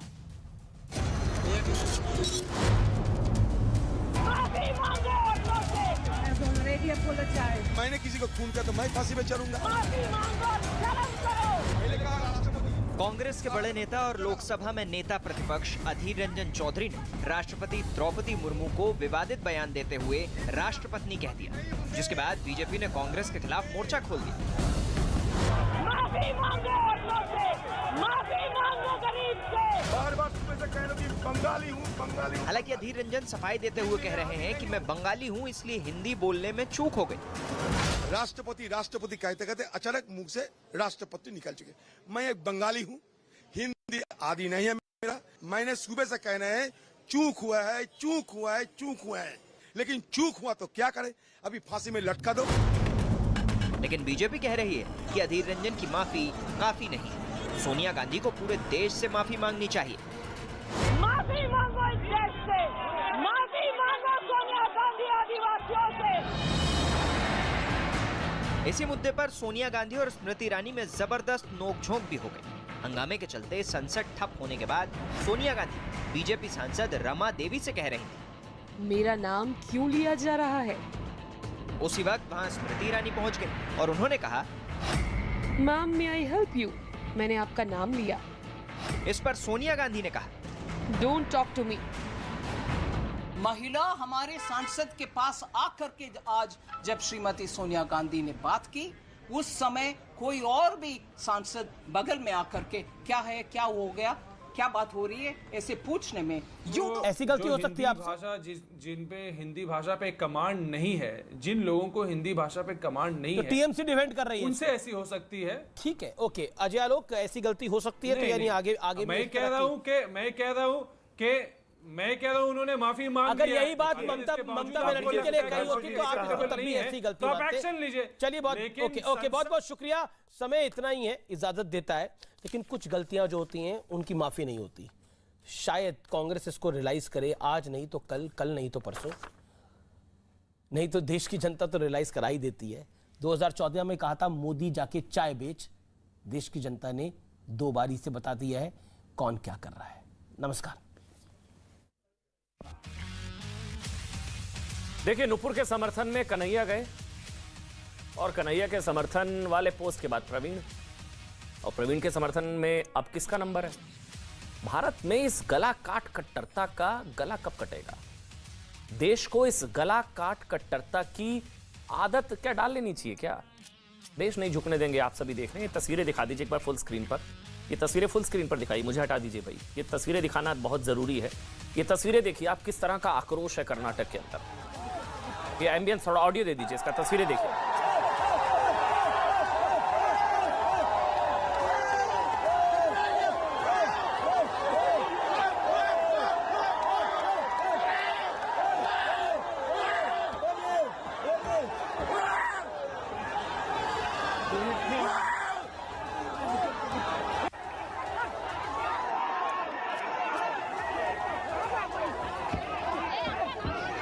देखिए, क्रूरता की जिस कुल्हाड़ी से प्रवीण की हत्या की गई ना, उसके बाद की तस्वीरें हैं। ये कर्नाटक की तस्वीरें हैं। कर्नाटक गुस्से की आग में जल रहा है। कर्नाटक में क्रोध है, देश में आक्रोश है। कर्नाटक में जन सैलाब, भीड़ देखिए आप, संख्या देखिए, जन सैलाब सड़कों पर है। राज्य में जबरदस्त तनाव है। प्रवीण की हत्या के बाद सवाल उठते हैं कि क्यों मारा, एक पोस्ट की वजह से हत्या। सड़कों पर जबरदस्त तरीके से प्रदर्शन हो रहे। प्रवीण की हत्या के आरोप में पुलिस ने कट्टरपंथी संस्था पीएफआई की राजनीतिक विंग एसडीपीआई के 21 संदिग्धों से पूछताछ की। 2 को गिरफ्तार, जाकिर, मोहम्मद जाकिर और मोहम्मद शफीक को गिरफ्तार कर लिया है। ये तस्वीरें देखिए आप कर्नाटक में। 2 की गिरफ्तारी के बाद भी ये तस्वीरें देखने को मिल रही है। सवाल पूछे जा रहे हैं कि हिंदुओं का सर तन से जुदा आखिर कब तक? कन्हैया का समर्थन, कट गई गर्दन। ये तस्वीरें देखिए आप, प्रवीण की हत्या, आक्रोश में जबरदस्त आक्रोश है। कर्नाटक, पूरे कर्नाटक में बताया जा रहा है, जगह जगह इस तरह की तस्वीरें देखने को मिल रही है। 2 की गिरफ्तारी हो चुकी है इस मामले में। 21 लोगों से, संदिग्धों से पूछताछ लगातार की जा रही है। 6 की टीम्स बना दी गई है। और बार बार यही सवाल उठ रहा है कि नुपुर के समर्थन में कन्हैया गए और कन्हैया के समर्थन वाले पोस्ट के बाद प्रवीण, अब आगे क्या? आप जानते, प्रवीण हिंदूवादी नेता थे। कर्नाटक में जब हिजाब विवाद पर आक्रोश था, तभी से वो कट्टरपंथियों के निशाने पर थे। अभी साफ होना बाकी है कि कट्टरता की कुल्हाड़ी से प्रवीण को क्यों काटा गया। क्या इसके पीछे हिजाब विवाद था? हालांकि कर्नाटक के गृह मंत्री की तरफ से इस तरफ इशारा भी किया गया है कि हिजाब विरोधी लोग जो हैं वो भी इसके पीछे हो सकते हैं। जी हां, बिल्कुल ठीक आप सुन रहे हैं। कन्हैया लाल के समर्थन में फेसबुक पोस्ट। सवाल यह भी है कि इस गला काट कट्टरता का इलाज क्या? हिंदुस्तान में हिंदुओं के गले आखिर कब तक कटेंगे? कब तक सहेगा हिंदू? आप तस्वीरें देखिए आप कर्नाटक में। इसी पर बात करेंगे। अश्विनी उपाध्याय मेरे साथ हैं, सुप्रीम कोर्ट में वरिष्ठ एडवोकेट हैं। और मेरे साथ ही आपको बता दें, विनोद बंसल भी आज हैं। विनोद बंसल भी हैं वीएचपी का पक्ष रखने के लिए। ये दोनों मेहमान मेरे साथ बाहर से जुड़ चुके हैं। साथ ही यहाँ पर आप पैनल में जो देख रहे हैं, मेरे साथ स्टूडियो में जो हैं वो हैं मौलाना साजिद रशीदी जी, मेरे साथ महंत नवल किशोर दास हैं और सैयद जवाद है। आप सबका बहुत बहुत स्वागत। मैं उम्मीद करूंगा संवेदनशील विषय है, संजीदगी के साथ हम एक एक करके अपनी बात रखेंगे। धार्मिक भावनाओं को ठेस ना पहुंचाते हुए किसी की, बिना उकसाते और भड़काते हुए हम अपनी अपनी बातों को रखेंगे। सबसे पहले अश्विनी उपाध्याय, क्योंकि आप वकील भी हैं, इसलिए मैं आपसे शुरू कर रहा हूं। इसका इलाज क्या है? कन्हैया के समर्थन में, नूपुर के समर्थन में कन्हैया गए और कन्हैया के समर्थन में गए प्रवीण। अब आगे क्या? अश्वनी उपाध्याय। ये सब कब तक चलेगा भाई? भारत है ये, सीरिया थोड़ी ना। क्या हो रहा है यहाँ पर? अश्वनी उपाध्याय। देखिए अमन जी, मैं कई बार कह चुका हूं, अगर आपको सरदर्द है तो 1 गोली खाइए ठीक हो जाएगा, बुखार है 2 गोली खाइए ठीक हो जाएगा, लेकिन अगर कैंसर हो गया है तो आपको कम से कम 8-10 गोली खानी पड़ेगी, कीमोथेरेपी भी लेनी पड़ सकती है, कई तरीके के ट्रीटमेंट और भी लेने पड़ सकते हैं, नेचुरोपैथी भी करना पड़ेगा, आयुर्वेद भी लेना पड़ेगा, एलोपैथ भी लेना पड़ेगा, हो सकता है कि कुछ काट के निकालना भी पड़े, ऑपरेशन, तगड़ा ऑपरेशन भी करना पड़े।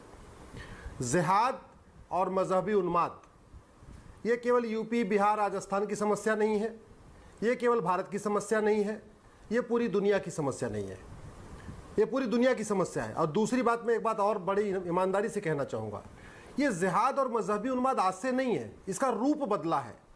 अगर आप विष्णु पुराण उठा के देखें या विष्णु पुराण धारावाहिक देखें तो जब से पृथ्वी बनी है अमन जी, तब से 2 सोच, 2 संस्कृतियों में टकराव रहा है। एक सोच और एक संस्कृति क्या रही है?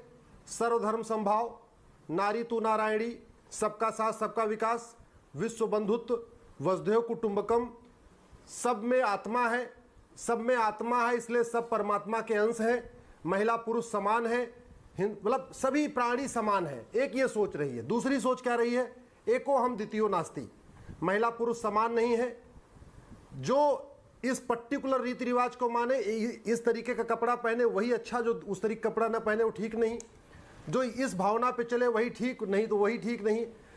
पुरुष केवल जन्नत में जाएगा, महिलाएं जन्नत में जा ही नहीं सकती हैं। तो स्वर्ग नरक का भी अलग अलग क्लासिफिकेशन हो गया, हेल हेवन अलग हो गया, जन्नत जहन्नुम अलग हो गया। पता है सर सबको, बीमारी तो सबको पता है, जिहाद की, इस आतंकवाद की।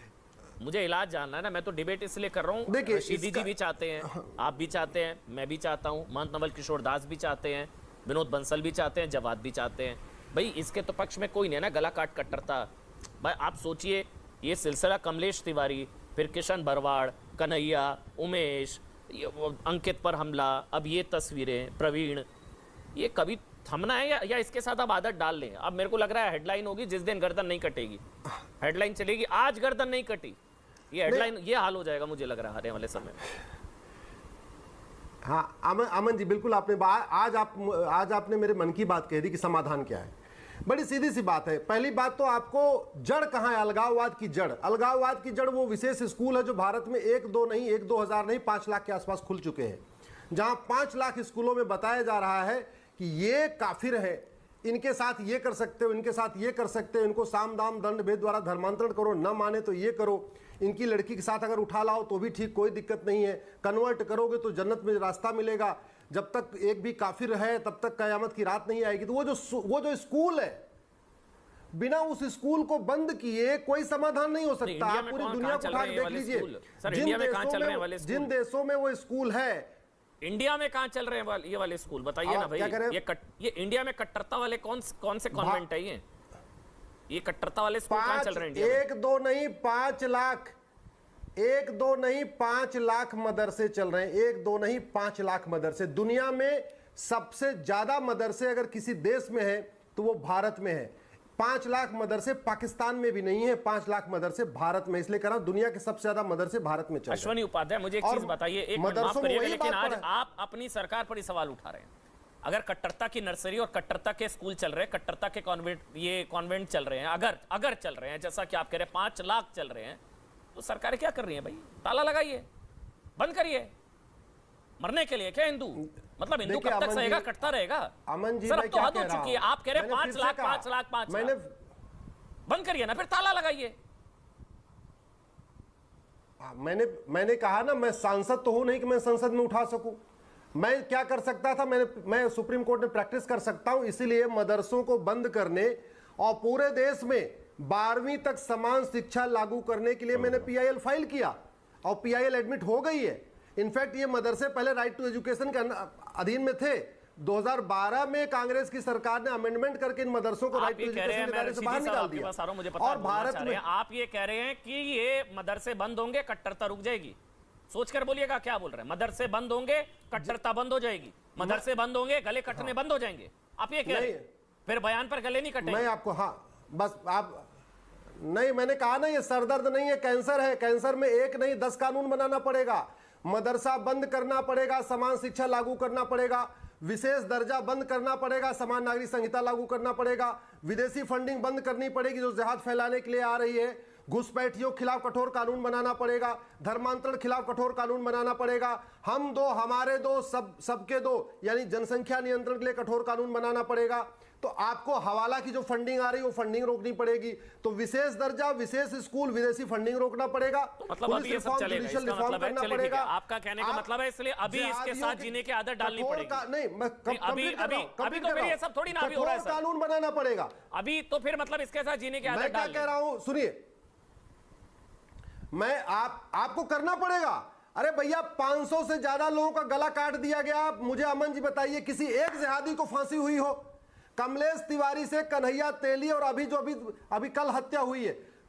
रोज मतलब कम से कम पिछले 20 साल में सैकड़ों हत्याएं हो गई। मुझे कोई एक बताइए किसी को फांसी हुई हो? अमेरिका में ऐसे हत्यारों को 400 साल 500 साल सजा होती है। ठीक है सर, साजिद रशीदी, मैं सॉल्यूशन पर बात करूं। साजिद रशीदी, इसके पीछे की वजह मैं जानना चाह रहा हूं साजिद भाई। मैं बता रहा हूं क्योंकि आप भी इसके पक्ष में नहीं है, कोई भी नहीं होगा, कोई हिंदुस्तानी नहीं हो सकता कम से कम ये गला काट कटरता। देखिए इसके पक्ष में कोई नहीं हो सकता। ठीक, जब कन्हैया का सर काटा गया था उस वक्त में तमाम मुस्लिम उलमा ने, मुस्लिम जमातों ने, सब ने एक आवाज़ में कहा था कि ये गलत है, ये इस्लाम नहीं हो सकता, ये जिहाद नहीं हो सकता।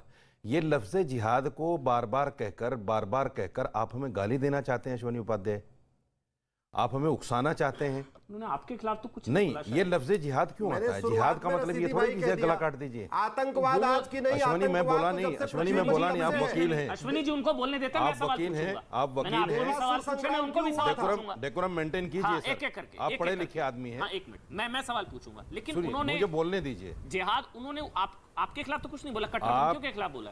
आप मुझे मेरी बात पूरी करने दीजिए। जैसे अश्विनी उपाध्याय को आपने शांति के साथ सुनिए। देखिए सरकार किसकी है? सरकार अश्विनी उपाध्याय की है। अभी आपने बहुत अच्छा सवाल किया था इनसे, जिस सवाल को ये घुमा गए कि सवाल ये है कि जब 5 लाख मदरसे ऐसे चल रहे हैं जो सिर्फ हिंदुओं के खिलाफ तालीम दे रहे हैं, तो उन मदरसों को बंद क्यों नहीं किया जाता? ठीक, आपने बहुत अच्छा सवाल किया था। अश्विनी उपाध्याय के पास इसका कोई जवाब नहीं है। इसलिए जवाब नहीं है कि सरासर झूठ बोल रहे हैं, सरासर झूठ बोल रहे हैं। मैं दावे के साथ कहता हूं अश्विनी उपाध्याय, आपको मैं आमंत्रित करता हूं, आप न्यूज़ 18 से एक टीम लीजिए, आप चलिए, मैं चलता हूं। आप पूरे हिंदुस्तान में एक मदरसा ऐसा साबित कीजिए जिसमें हिंदुओं के खिलाफ तालीम दी जाती हो। मदरसे का मतलब समझते हैं आप? मदरसे 2 तरह के हैं हिंदुस्तान में सर। अरे छोड़िए PIL को, PIL तो पता नहीं कितने तरह की इन्होंने डाल रखी है। नहीं होता तो PIL एडमिट नहीं होती। इनके पास सर इनके पास तो PIL डालने के अलावा कुछ है ही नहीं। पार्टी में जगह तलाश कर रहे हैं बेचारे, PIL डाल कर पार्टी में जगह तलाश कर रहे हैं, नहीं मिल रही। चलिए छोड़िए। मैं सिर्फ ये कहना चाहता हूँ 5 लाख मदरसों का इन्होंने जिक्र किया। एक मदरसा अगर ये साबित कर दें जहां अच्छा चलिए ठीक है, मदरसा नहीं है, चलिए मैं आपके एक मिनट मैं कह रहा हूं सारे नहीं, एक मिनट सुनिए, फिर स्रोत क्या है? फिर कौन सी किताब पढ़ा रही है इनको? ये सवाल समझ रहे हैं आप? एक मिनट सुनिए मेरा सवाल, एक मिनट मेरा सवाल सुनिए पूरा। बताइए फिर ये कौन सी किताब है? इनकी कौन सी किताब है? क्योंकि ये तो इस्लाम के नाम पर ही हो रहा है सर, आप भी मानते हैं। ये गलत हो सकता है, ये मिस इंटरप्रेट और गलत इस्लाम को करते हो, ठीक है, मैं आपके साथ हूँ। इस्लाम शांति का धर्म नहीं सिखाता, ये सब मैं आपके साथ, लेकिन ये इन लोगों को फिर इनका स्रोत क्या है? इनको कौन सी किताब पढ़ा रही है ये सब, जिस वजह से ये सब हो रहा है? ये आप बताइए। जवाब सुनिए। जी बिल्कुल। देखिए आप सिर्फ इस्लाम का नाम मत लीजिए, तमाम मजहब कोई भी हो वो किसी का गला काटना सिखा ही नहीं सकता। कौन सा काटता है इस्लाम कोई के नहीं सिखा। देखिए मुसलमान इस्लाम का नाम लेके गलत कर सकता है, कर रहा है। हिंदू अपने धर्म का नाम लेकर गलत कर सकता है। किसने गला काट दिया? सुनिए किसने गला काट दिया? नहीं सर मैं नहीं सुनूंगा यार, कोई बात कर रहे हैं आप नहीं सर, मैं फॉर एग्जांपल कह रहा हूं इस बात को। तो एग्जांपल भी मत दीजिए जो है ही नहीं। क्यों नहीं है? नहीं है ही नहीं, बता दीजिए कौन सा गला कटा, कौन सा गला कटा? सर मैं आपको नाम गिनाता हूँ, आप मुझे नाम गिनाइए, मैं आपको नाम गिनाता हूँ। 30 लोगों, चलिए किशन, आप बोलने नहीं देना चाहते। तो फिर आप सर गलत अश्विनी उपाध्याय को कितने अच्छे से सुना आपने। आप बैलेंस के चक्कर में हिंदुओं को मतलब पेटिए ना सर। नहीं आप मुझे सुनना चाहते हैं? नहीं मैं सुनना चाहता हूँ, लेकिन आप बैलेंस के चक्कर में हिंदुओं को मतलब सुनना चाहते तो मैं चला जाता। नहीं आप हिंदुओं को मतलब पेटिए। नहीं मैं हिंदुओं को नहीं लपेटेंगे आप। नहीं सर गले कट रहे हैं हिंदुओं के, हिंदुओं को मत लपेटिए। आप मुझे सुनना क्यों नहीं चाहते? हाँ बोलिए आप, बैलेंस के चक्कर में हिंदुओं को मत लपेटिए। अगर जय श्री राम के नाम पर मॉब लिंचिंग होगी तो लपेटा क्यों नहीं जाएगा? तो मॉब लिंचिंग तो हिंदुओं की भी हो रही है अगर सर। ये नहीं कहा, फिर आप बोल रहे हैं क्या? आप तो लॉ एंड ऑर्डर का मामला है, 2 सेकंड नहीं बोलने देना चाहते? आप चाहते क्या भाई? त्रिलोचन मैं तो दुलाल कुमार, 2 सेकंड नहीं बोलने देना चाहते? मैं आपसे ज्यादा चिल्ला सकता हूँ, रशीदी मैं जी, आपसे मैं ज्यादा आपको चिल्ला 10 सकता नाम गिना दूंगा। हूँ, मैं आपसे ज्यादा चिल्ला सकता हूँ। किसको बचा? मुझे बोलने दीजिए, मैं बचा नहीं रहा हूँ किसी को। आप बिला वजह मेरे ऊपर इल्जाम लगा रहे हैं, बिला वजह मुझे उकसाकर जो है गलत बातें निकलवाना चाहते हैं। मैं इतना बेवकूफ नहीं हूँ कि आपकी बातों में आकर गलत बातें कहूंगा। सुनिए, स्रोत, हाँ बोलिए। अरे सुनिए एक मिनट, बोलिए। आप लोगों के अंदर बीमारी ये है कि आप जो भी पक्ष हिंदू के खिलाफ है, सुनिए, ये है बीमारी जो गला काट रहे हैं। फिर वही बात है, आप बीमारी शब्द मत बोलिए। बीमारी आपको बोलने की है, आप मुझे बोलने नहीं देना चाहते? ये गला काट, आप बुलाते क्यों हो हमें? मुझे इस सवाल का जवाब दीजिए। जब आप मेरी बात नहीं सुनना चाहते, मुझे बुलाते क्यों? बुलाया था, मुझे लग रहा था आप इसके खिलाफ बोलेंगे। किसके? मैं खिलाफ नहीं बोल रहा हूँ, मैंने बोला नहीं गला काटना गलत है। क्यों बैलेंस कर रहे हैं? मैंने बोला कि नहीं बोला? हिंदू नहीं है सर, मैंने बोला, मैंने बोला। अच्छा, मैं सुन लूं इस्लाम के खिलाफ? किसने बोला इस्लाम के खिलाफ? बोल रहे, कट्टरपंथियों के खिलाफ बोला? मैंने एक शब्द नहीं बोला इस्लाम के खिलाफ। नहीं बोला, मैंने बोला शांति का धर्म इस्लाम नहीं। मैंने बोला शांति का धर्म इस्लाम। क्या बात आप बकवास कर रहे हैं बिला? मैंने बोला शांति का धर्म इस्लाम, हाँ या ना? आप मुझे बोलने देना? मैंने बोला, मैं भी कह रहा हूँ इस्लाम इज। आप मुझे बोलने देना चाहते हैं कि मैं चला जाऊं? कह रहा हूँ Islam is religion of peace. आप मुझे बोलने देना चाहते हैं कि मैं चला जाऊं? साजिद रशीदी बोलिए आप। बिला वजह इंटरप्ट मत कीजिए। आपका कोई सवाल है तो आप प्यार से सवाल कर लीजिए, हम देंगे जवाब उसका। लेकिन आप बिला वजह उकसा रहे हैं डिबेट में मुझे कि मैं ऐसी गलत बात कह दूं जिसको लेकर आप जो है चर्चा को जो है वो कर लें। सुनिए मेरी बात, जब तक टीवी पर बैठकर अश्वनी उपाध्याय जैसे लोग मुसलमान के खिलाफ, ये इस्लाम के खिलाफ बोलते रहेंगे, इसका कोई निवारण नहीं है। ये सुन लीजिए आप, मैं मतलब डंके की चोट कह रहा हूं। साजिद रशीदी, आपको पता है आप क्या कह रहे हैं? हम बिल्कुल आप जस्टिफाई कर रहे हैं गला काटने को कि क्योंकि अश्वनी उपाध्याय ऐसा बोलते हैं इसलिए सब होगा। मैं गले काटने को जस्टिफाई कर रहे हैं, गले काटने। आप गलत मेरी बात को ले रहे हैं, फिर आप गलत अश्वनी उपाध्याय भड़काते हैं इसलिए गले कट रहे हैं। आपने कहा था 1 मिनट बोलने दूंगा, फिर आपको हैजा हो गया। अरे तो भैया आपको हैजा हो गया, फिर आपको बीमारी लग गई। गले कटने को जस्टिफाई करेंगे क्या? 1 मिनट तो बोलने दो यार। अश्वनी उपाध्याय भड़का रहे हैं इसलिए गले कट रहे हैं। वाह, मैं आपको भड़का रहा हूँ, गला काटेंगे क्या? मैंने आपसे 4 सवाल पूछ ले, गला काटेंगे क्या? यार छोड़ो, आप बुलवा लो किसी को। फिर साजिद रशीदी जी, ये बेवकूफी जहालत की डिबेट नहीं करता। जहालत जाहिल ये लोग हैं, जाहिल ये लोग हैं। जाना है आपको, जाइए साजिद रशीदी जी। 2 सवाल पूछ लेता हूँ कड़वे तो आपको बुरे लगते हैं, आपको बुरा लगता है। 2 सवाल मैंने पूछ लिए, ये फ्रेम दिखाइएगा, ये फ्रेम दिखाइएगा साजिद रशीदी का, ये फ्रेम दिखाइएगा। मैं आ रहा हूं। विनोद बंसल, अब आप बोलिए। विनोद बंसल, स्रोत क्या है? विनोद बंसल, देखिए स्रोत है ये जो है ना, मेरे पास 5 दर्जन लोगों की लिस्ट है जी। साजिद रशीदी नाम तो बातें तो कर रहे थे बहुत, लेकिन नाम नहीं ले पाए। मेरे पास 5 दर्जन लोगों के नाम है इसमें। अंकित सक्सेना, हीना तरवेश, प्रशांत पुजारा, छोड़ना बड़ा था, वो डिबेट छोड़ गए, लेकिन इसके खिलाफ बोलने के लिए डिबेट छोड़ेंगे। देखिए अमन जी जिसके पास तथ्य नहीं होते, सत्य मर जाता है और बौखला जाते हैं, तो उसके बाद या तो भागते हुए नजर आते हैं, गाली देते हुए नजर आते हैं। 2 ही बात है उनकी। ये देखिए, जब बौद्धिक डिबेट अगर होती है तो वो उसका जवाब दे ही नहीं सकते। ऐसे लोग जो है ना जी, न सिर्फ इस्लाम के बल्कि भारत के ऊपर एक धब्बा है। आप मुझे बताइए कि ये कब थमेगा सर? गला कटता का गला कब कटेगा? खत्म होना ये सब अब हो गया ना भाई।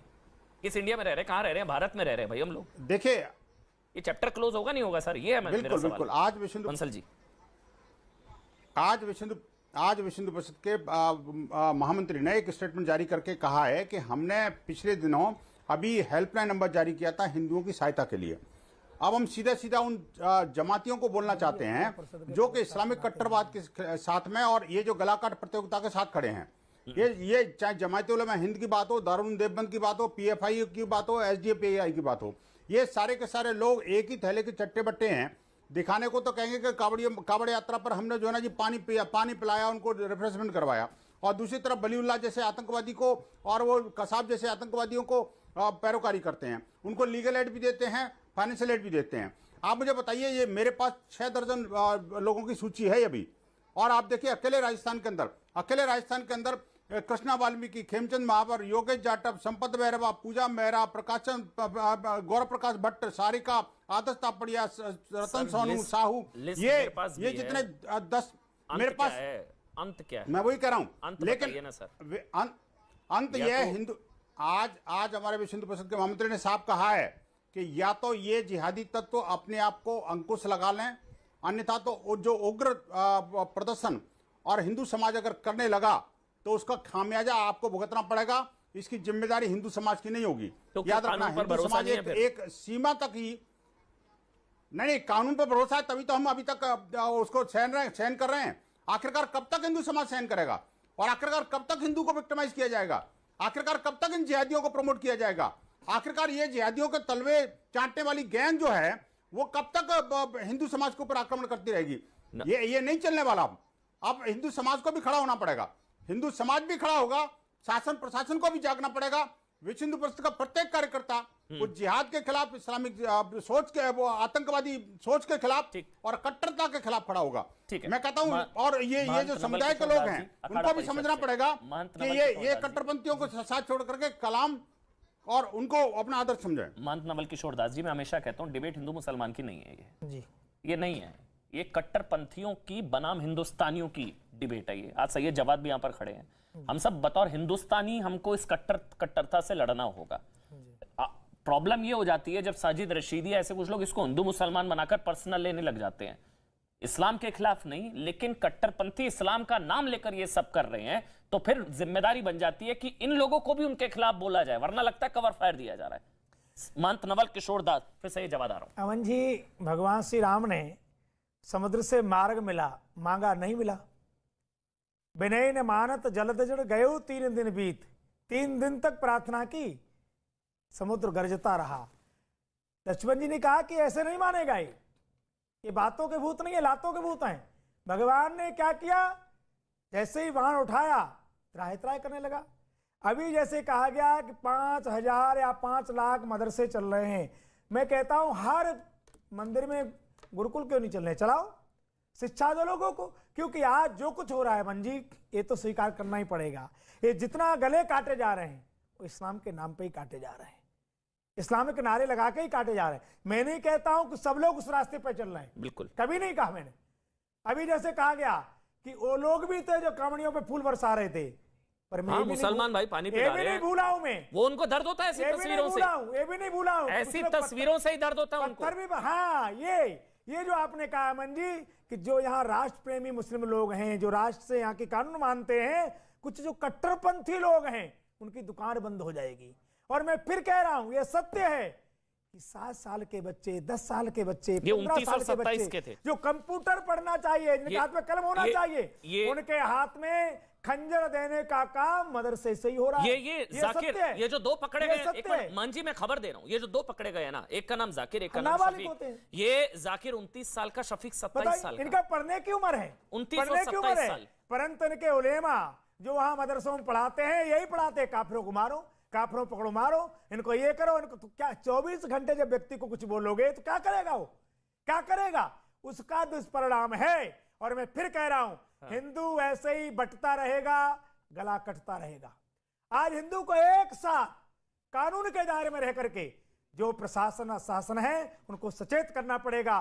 किस प्रकार से गले कटते रहे तो सावधान, जो कानून को संरक्षण देता है, ये हम भी देश के नागरिक हैं। अच्छा, एक सवाल है, हम ऐसी वाली तस्वीरें कब तक, वो जो दूसरी वाली तस्वीरें हैं जिसमें लोग नजर आ रहे हैं, एक बार वो तस्वीरें दिखाइए, क्योंकि मैं सैयद जवाद आपसे अगला, हाँ ये वाली तस्वीर। दोस्त क्या लोगों का, सैयद भाई मेरा एक सवाल है, सैयद जवाद आपसे, नहीं होगा। एक मिनट सैयद जवाद, मेरा एक सवाल है।